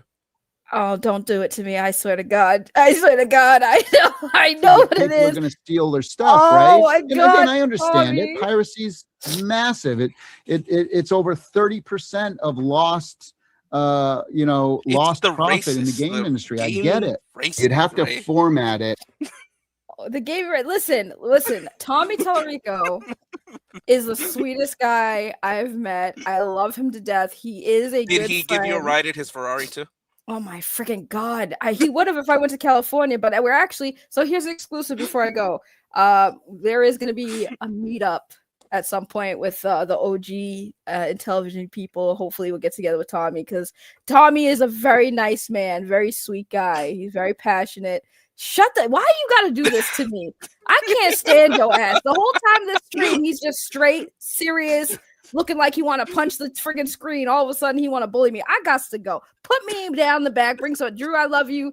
Angel Pest, I was going to say something nice about you, too. You did me dirty like that. I got to go. Bring me down. Bring me down right now. Oh, man, Drew. It feels good to be on screen with you again. Reunited at last. I just wish you had been here earlier, and it's not your fault. It's just, what did I miss? Unfortunately, that young man needed somebody, and I'm glad you were here at the end for that message, I was glad to be here. Situations like this are always really, really tough. And, when you get kind of put out there in a big spotlight, that's even harder, So, I wish this young guy the best, and I hope he goes forward and moves on with his life and gets everything cleared up that he needs to, and then he gets to enjoy that life and not worry about that cloud kind of hanging over his shoulders, of some of his past things that may have not been handled correctly. Yeah. Mm-hmm. All right, man. Well, thank you for giving your thoughts, man. I'm gonna clip that so that he hears it from you. Okay. Thanks, Angel. I appreciate that. Thanks, man. I'll see you soon. Okay. All right. All right. That was one of my best friends, Drew. I'm gonna bring up Prince back up. Okay. Oh, sorry. Where'd Prince go? Oh, okay. I'll bring up Nerd Talk. Hey, man. Hey. I'm still kind of in tears about the whole situation, because it's almost like PTSD from like a year ago. He's going through a lot of the same stuff that I went through, and it's really tough. It's really tough to see another person go through it, but especially with the loss of the brother, and and then blaming yourself. I had a cousin who would offed himself, and that guy even wanted to off myself not too long ago, and it's hard to be in that kind of position. But the best advice I give him is find some stuff that makes you happy, and fuck everybody else. Like main focus, get that project done for the brother's memory. You know, he's putting all that effort, all that time. You know, have something that's gonna immortalize the brother in a way that you can always look back and think about him, you know, in a positive way. You know, instead of thinking about that night with like should I have been there and should I have not been there? You know, he can be there in spirit from here on out, and you know he needs to put himself first and take care of himself because he's you know really he's he he he's not to blame with what happened, and so he needs to put himself first and his happiness first, and kind of fuck these haters, man. Block these haters. You know, don't even pay any attention to them. You know. That's kind of the best advice I got for him. You know, it really hurts me to see him go through this, and it really does. And if anybody knows what he's going through, you know, it's me. People are still bringing up my stuff. Like to this day, when I come up and do like a stream with you or do a stream with somebody or Sean and stuff, and people are still calling me pedo talk and stuff. So like that stuff doesn't ever like fully go away, but for the most part, you know, you gotta just ignore it and not let it get to you as much, you know? Yeah. All right, nerd. Well, I'm gonna bring some other people up, and No, thank you thank you so for much having me on, for your you know? insight. No, we thank you, man, because your insight was really helpful today. He had me crying backstage here. Everyone, It's everybody. crazy, you know. So, all right, All right, man.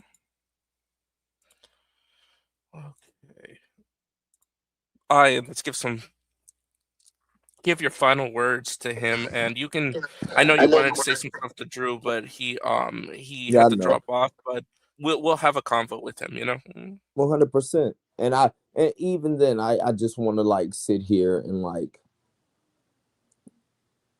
just be like, man, it's so heartbreaking, bro. Like, because I don't fully understand, right? But I understand the sentiment behind like what that young man is feeling. Yeah. Because like this could be this is life shattering. And then he's trying his best to be positive despite the way he feel. Like that young man just sat here, bro, and said that he doesn't love himself, dude. Like that's more important than like, oh, like we want to see a project, you know. It's like, oh no, bro, we need you to be in a better The headspace mental right now. space. You know, like the project will come, right? It's about you right now, you know. Like this is about like making sure you're physically, mentally, spiritually okay right now. Yeah. And like hopefully I'm glad we had so many men and also men who look like him coming and encouraging him, coming and telling him, hey bro, we still believe in you.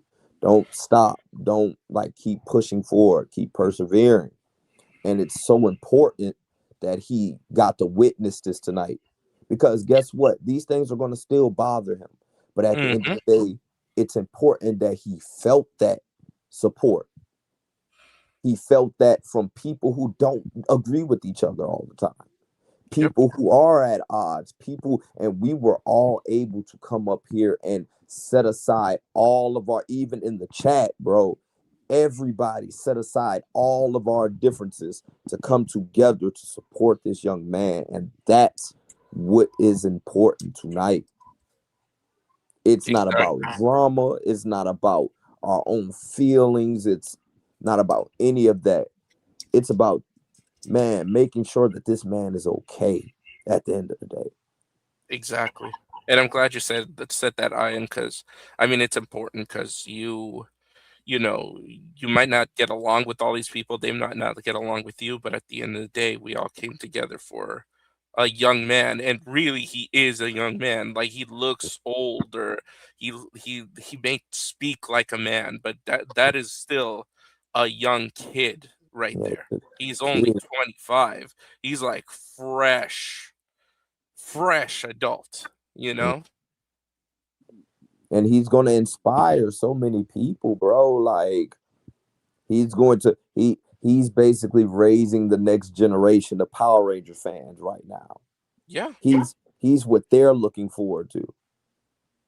And for a I'll lot go of off of what kids. you said because I remember the Samurai Ranger, Naji, the African American one, Mm-hmm. because I remember I'm 14 years like older than my little brother, Mm-hmm. and so he was like around kindergarten-ish Mm-hmm. when that series came out, right? Mm-hmm. And one of his classmates was a little African American boy, and he was dressed up like the Blue Ranger, and he's like, he looks like me. Mm-hmm. It's like, yo, Representation. how many times do I look at, or even like a little white kid look at the cast and they're like, oh, he looked like me, like I can be Mm-hmm. him. How many little African American kids really look at the cast and be like, oh, that's me. Mm-hmm. He looked like me. Mm-hmm. So And it's important. representation is very important.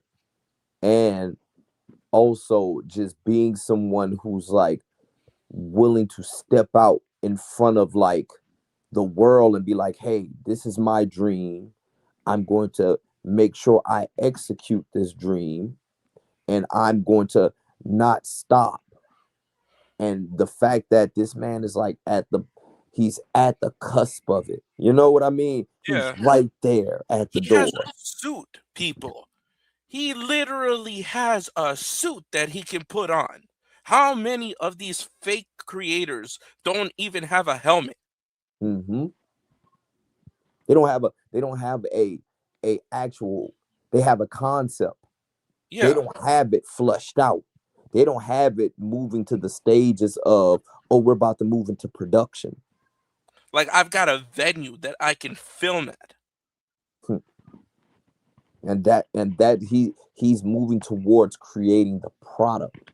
Like there's not many people in this community, and that's why I feel as though so many of the who are we talking, the gatekeepers in the community don't want to see him succeed, because it's like, hey, if this is something I truly want to do and I see you in a short amount of time doing it, and you're doing it to a level that I'm not as creative to do, and here you come out of the blue in a short amount of time doing what I wish I could do. Yeah. And they're going to hate that. They don't even know this man. Nope. Like he keeps saying, like, who are you? Who are these people who are hating on me? And it's like, hey, bro, that comes with the territory, but also it comes when they see you doing something. And it's important.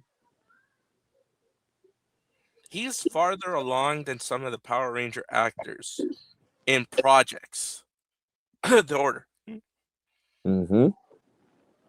Multiple projects. Multiple projects. Multiple people. Mm-hmm. And it's like he can't stop at this point. Because you see, because at the end of the day, like, okay, we understand, like, yeah, like there are pieces of shit who do get a freaking like a leg up and they get protected in this community. That's not what this is right now, guys. Mm-mm. He's not one of those people. He's at the point of, like, that young man was in tears up here. Yep. Because he has a purpose and he has a reason why. He's not doing this for fame. He's not doing this for clout. He's not doing this. But he's doing this literally for his brother. Yep. And I understand it because, I mean, the thing is that he's not. I think you'll agree with me that he's not a full-grown man yet, like you and me. Like Henry Resilient was saying on his channel, like he shouldn't have made that video. He shouldn't have cried, but he doesn't have that life experience that we all have. He's trying to convey his message the best that he can. Yep. He doesn't understand these things. Just like when Answer told him, "Oh man, you could have really screwed the pooch if you were lying, and you got that lie detector test." He was like, "I didn't know that." He didn't know that. He didn't know at 17 what no contest meant. I didn't even know that at 22. Mm-hmm. And he just seen like, bro, I know this isn't true. This is literally a situation with me and my girlfriend, and I'm afraid, and I'm going to sign whatever you guys present me so I can go home. So this situation can be over. He was in a jail with full-grown men, and he just said it, that wanted to kill him because of the papers that he had. Yes, people don't play about that type of stuff, bro. And the fact that he got to the other side of it is a blessing within itself. Yep. Especially with those charges that he had. Because a lot of people don't. But a lot of guys do. Yeah. They're like, hey, let me see your paperwork. Yeah. And that's most likely, because at the end of the day, that's 9 times out of 10, those guys in that jail knew he didn't do anything wrong because they read the paperwork. And it was like, how old was she? Oh, she was, and you was, oh no, boy, they tried. When I read the paperwork, I'm like, hold on. Let's dig a little deeper. Are you mean to tell me that this was your girlfriend? Hold on, you're not being accused of doing something to your girlfriend, really. You're being accused of something totally, really different. This is others pointing the finger at you, not your partner pointing the finger at you and saying, hey, he did this to me. That's where the difference really lies, guys. It's not the young lady saying he did this to me. This is full-grown adults saying that he did something. And they're not even saying that he did something crazy. The thing that we see that is supposed to. Oh, lost Ian. I'll get Dee Dee up. Hey, Dee Dee. Hello. God, Angel, damn. You bringing up JDF had me is what got me started. Then Ian got me started crying. Oh man, but I resonate with what Sage is going through because, like, I don't think a lot of people know about my story because I didn't just naturally quiet. But it's like, I've been through depression and stuff like that multiple times, and even being up to that point, and that is survivor skill he's going through. No, it is. Like with my uncle, I was a kid when it happened, but he was the heart of the family. Like Sage reminded me of a young version of him. Yeah. And it's like family was going out arguing with some people. I don't know what. He was out there just chilling and everything. And like this young man, I don't put fault on him anymore, but like he shot and killed him over a parking spot.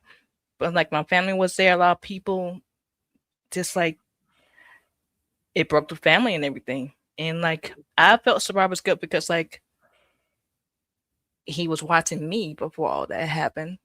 And like if I could say that if he couldn't have gone, and last thing we talked about was an argument as a kid, but like that's still with me for years.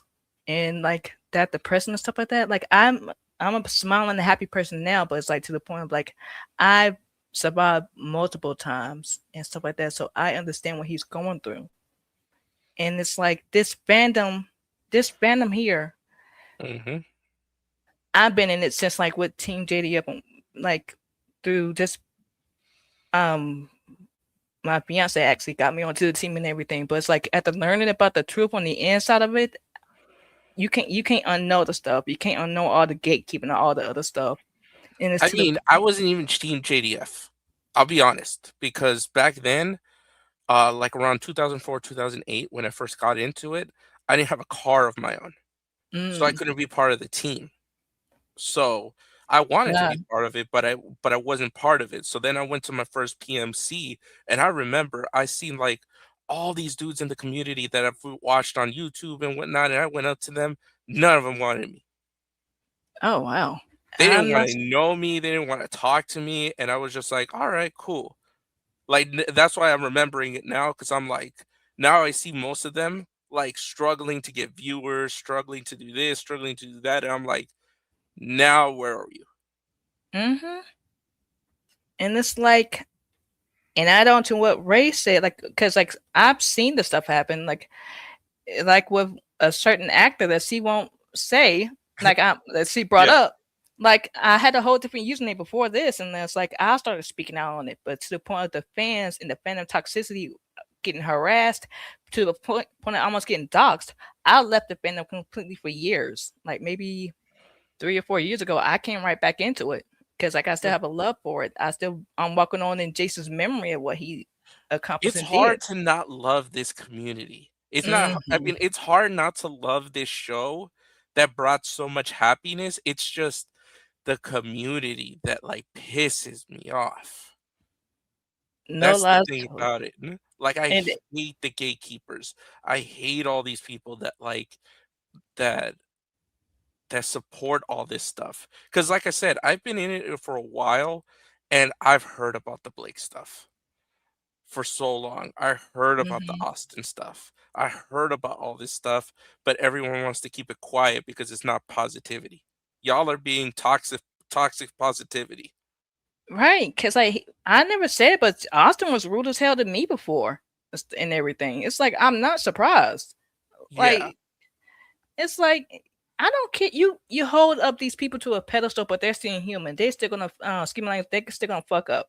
Mm-hmm. You And I'm got separate. saying, like, these people that are putting down Sage, for instance, they'll prop up Austin St. John.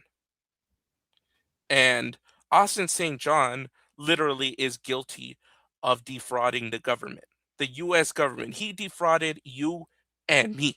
Mm-hmm. I watched, so before I'm doing what I'm doing now, I was in business banking in West Hollywood, West LA. Do you know how many businesses I had to shut down because they ran out of money? Because they didn't have the PPP loan? I watched grown men cry because their businesses got shut down. I knew a guy that his like little cafe business was about to get sold to the Kardashians. They wanted to buy his business. Little shop. They wanted to buy his business, but he was like, "Nah, this is my business. I created it from the ground up. I don't want to like sell it to you guys." COVID hit, lost everything. And this guy is the guy that took away money from him so that he didn't get the PPP loan. That's the guy you're supporting. You're supporting, someone who doxed Henry Resilient because Henry didn't like what he had to say and expose the truth. You guys will prop up not even an actress in the show. You're going to support a girl who goes to these cons, takes away the money of these disabled fans to the point that they can't even like afford their medications. But yet this kid who doesn't even have a serious crime, just because he was screwed over, doesn't get the chance. Some hypocrisy right there. Yeah, and also a lot of people don't no, in fact, let me change that. A lot of people do realize that like when you are black and you are in a fandom, you get the it's 10 times harder. It's Yeah. like no matter what, anime cosplay, because I retired from cosplay. The stuff I had to go through, the hoops I had to jump through, even find like even a lot of people with TikTok and everything, like it's so much harder. And like whenever you really see someone with say this power, that his positivity going out here doing like this, like I've heard about him a lot of times. I just never looked into his stuff. And that like I work with children. I volunteer. I work at like a daycare and everything. There is still Good. kids out here that's like actually looking up the parents. want to be them and Mhm. everything. Like, and like to see that he's bringing in a new generation of fans into this. He's inspiring creators. If I remember correctly, he said something about creating a trend of people creating their own Power Rangers. Yeah. That I mean, the thing is, I think with this fandom is that they're not superheroes. They're just regular people with a watch or a belt. And these kids look at that and I'm like, "Oh, they're like, "Oh, they're teenagers. I can be that. I can do that. I just need the watch. Yeah. I just need the toy. And I can do it."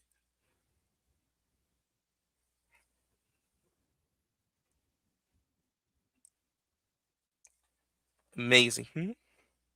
But yeah, Didi, do you have anything last to add so I can like shut it down? Yeah, I was gonna actually talk to some people I know that knows TikTok and everything, like with Okay. like Black Side and everything. I actually help Sage out if I can. So Okay. like, I'll pass you on his information and maybe you can DM him. okay, All right, Didi. Thanks all for right, coming up. of course.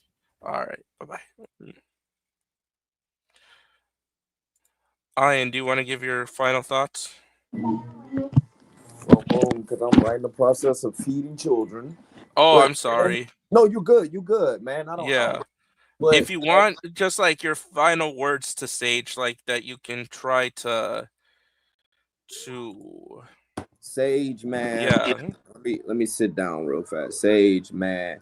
Just man, keep pushing forward, bro. It's going to be hard. And I'm not about to sit here and act like it's not going to be hard. I truly don't have advice for you.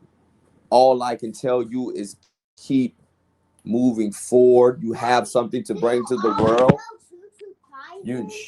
Baby. You have something to bring to the world, bro. Like, and it's important. Like, bro, I have little black babies. I have a black son.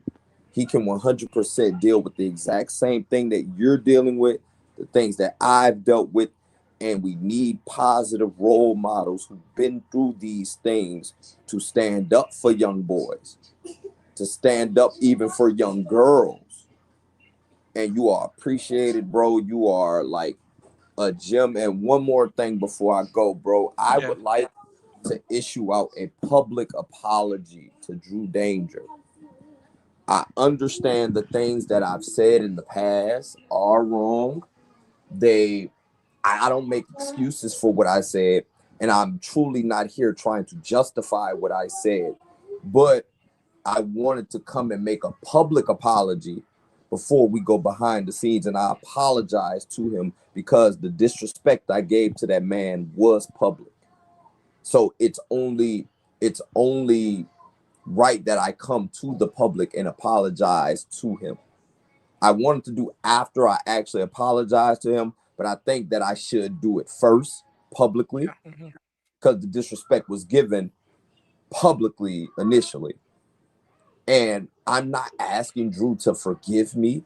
I'm not asking him to understand my headspace or what I was thinking at the time because it was disgusting and it was uncalled for. And I don't want to take too much time because, man, like that young man needed us tonight, bro. And I'm glad we all came together despite any differences that we all had. And I appreciate everybody on this stream, man. And it means a lot. Thanks, Ian. We all appreciate it, man. I'm gonna let you get back to feeding your babies, okay? Appreciate you, man. Y'all handle y'all business. Stay dangerous.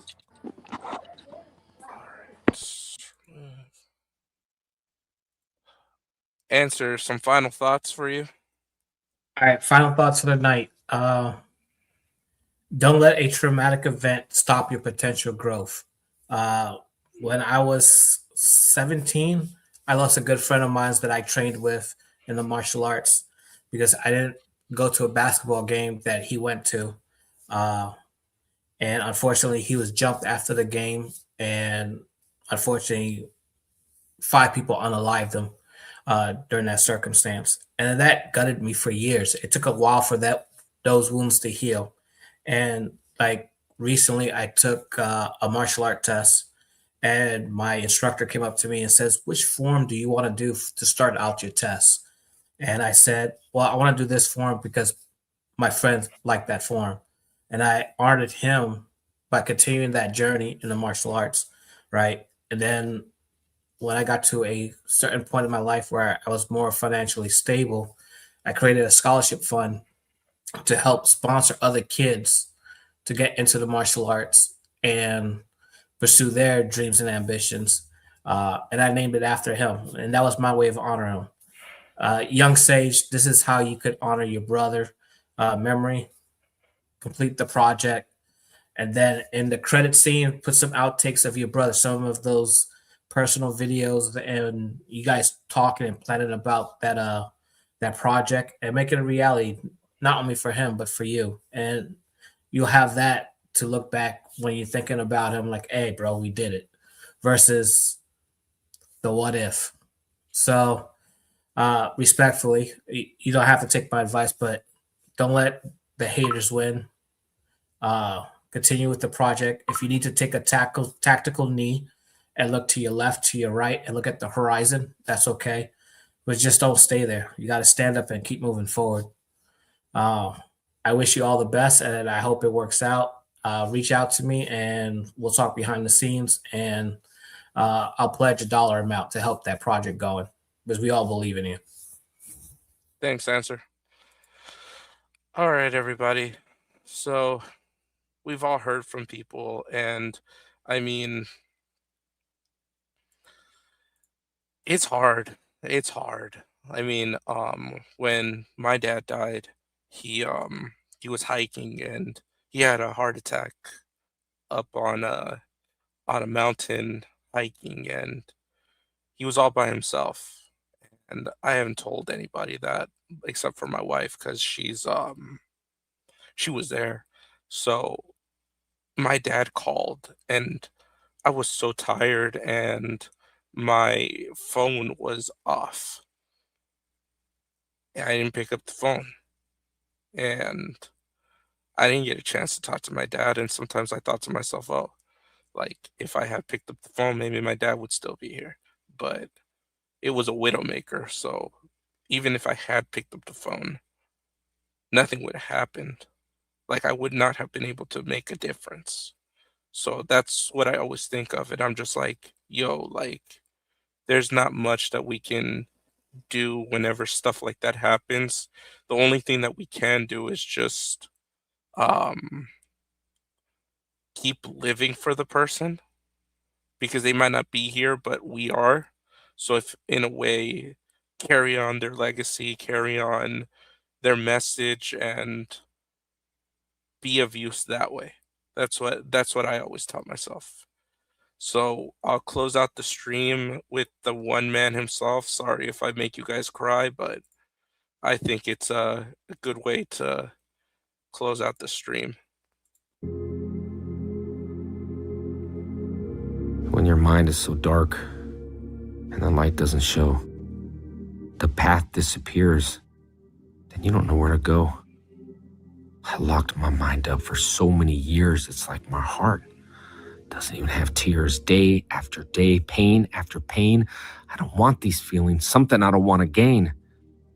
I don't care about this fame. Enough is enough, but it's like I can't move. My mind is in handcuffs. Mental prison's where I'll be. Don't even show fear, because I think I'm a real G. On the end of the day, when a little light shows, I start to realize it's called feelings. Please, just go. It's like my mind has a crack and I start to see a glow. I'm hiding the light that's trying to make me feel life. I close my eyes hard because I fear what I'll see. I can't fathom what my mind is. It's a complete mystery. But finally, it's dark. But one thing is wrong. My eyes are closed. Or maybe I'm just gone. I start to question, then I pinch myself to see if I'm wrong. As I open my eyes, I see a reflection. But wait, I see weakness in this complexion. No, that can't be. I'm 100% sure that's not me. Am I here? Am I really in attendance? Or did my mind just get served a death sentence? In order to survive, you have to fight for your life. So I'll tell you right now, I'm not turning off that freaking light. I turn feelings on and off like a flick of a switch. I want to see the light, so F that bullshit. My mind will serve a sentence in a blink of an eye. There's no time for that, because I'm not ready to say goodbye. As I fall to my knees and I start to plead, I hear a different voice that says, stand up if you want to be free. So when someone reaches for the switch to turn off the light, I smile now and say I will fight, because things are bright now and I see the value of life. But I'm pleading, I'm begging, I'm even wishing, please God, save me from this mental prison.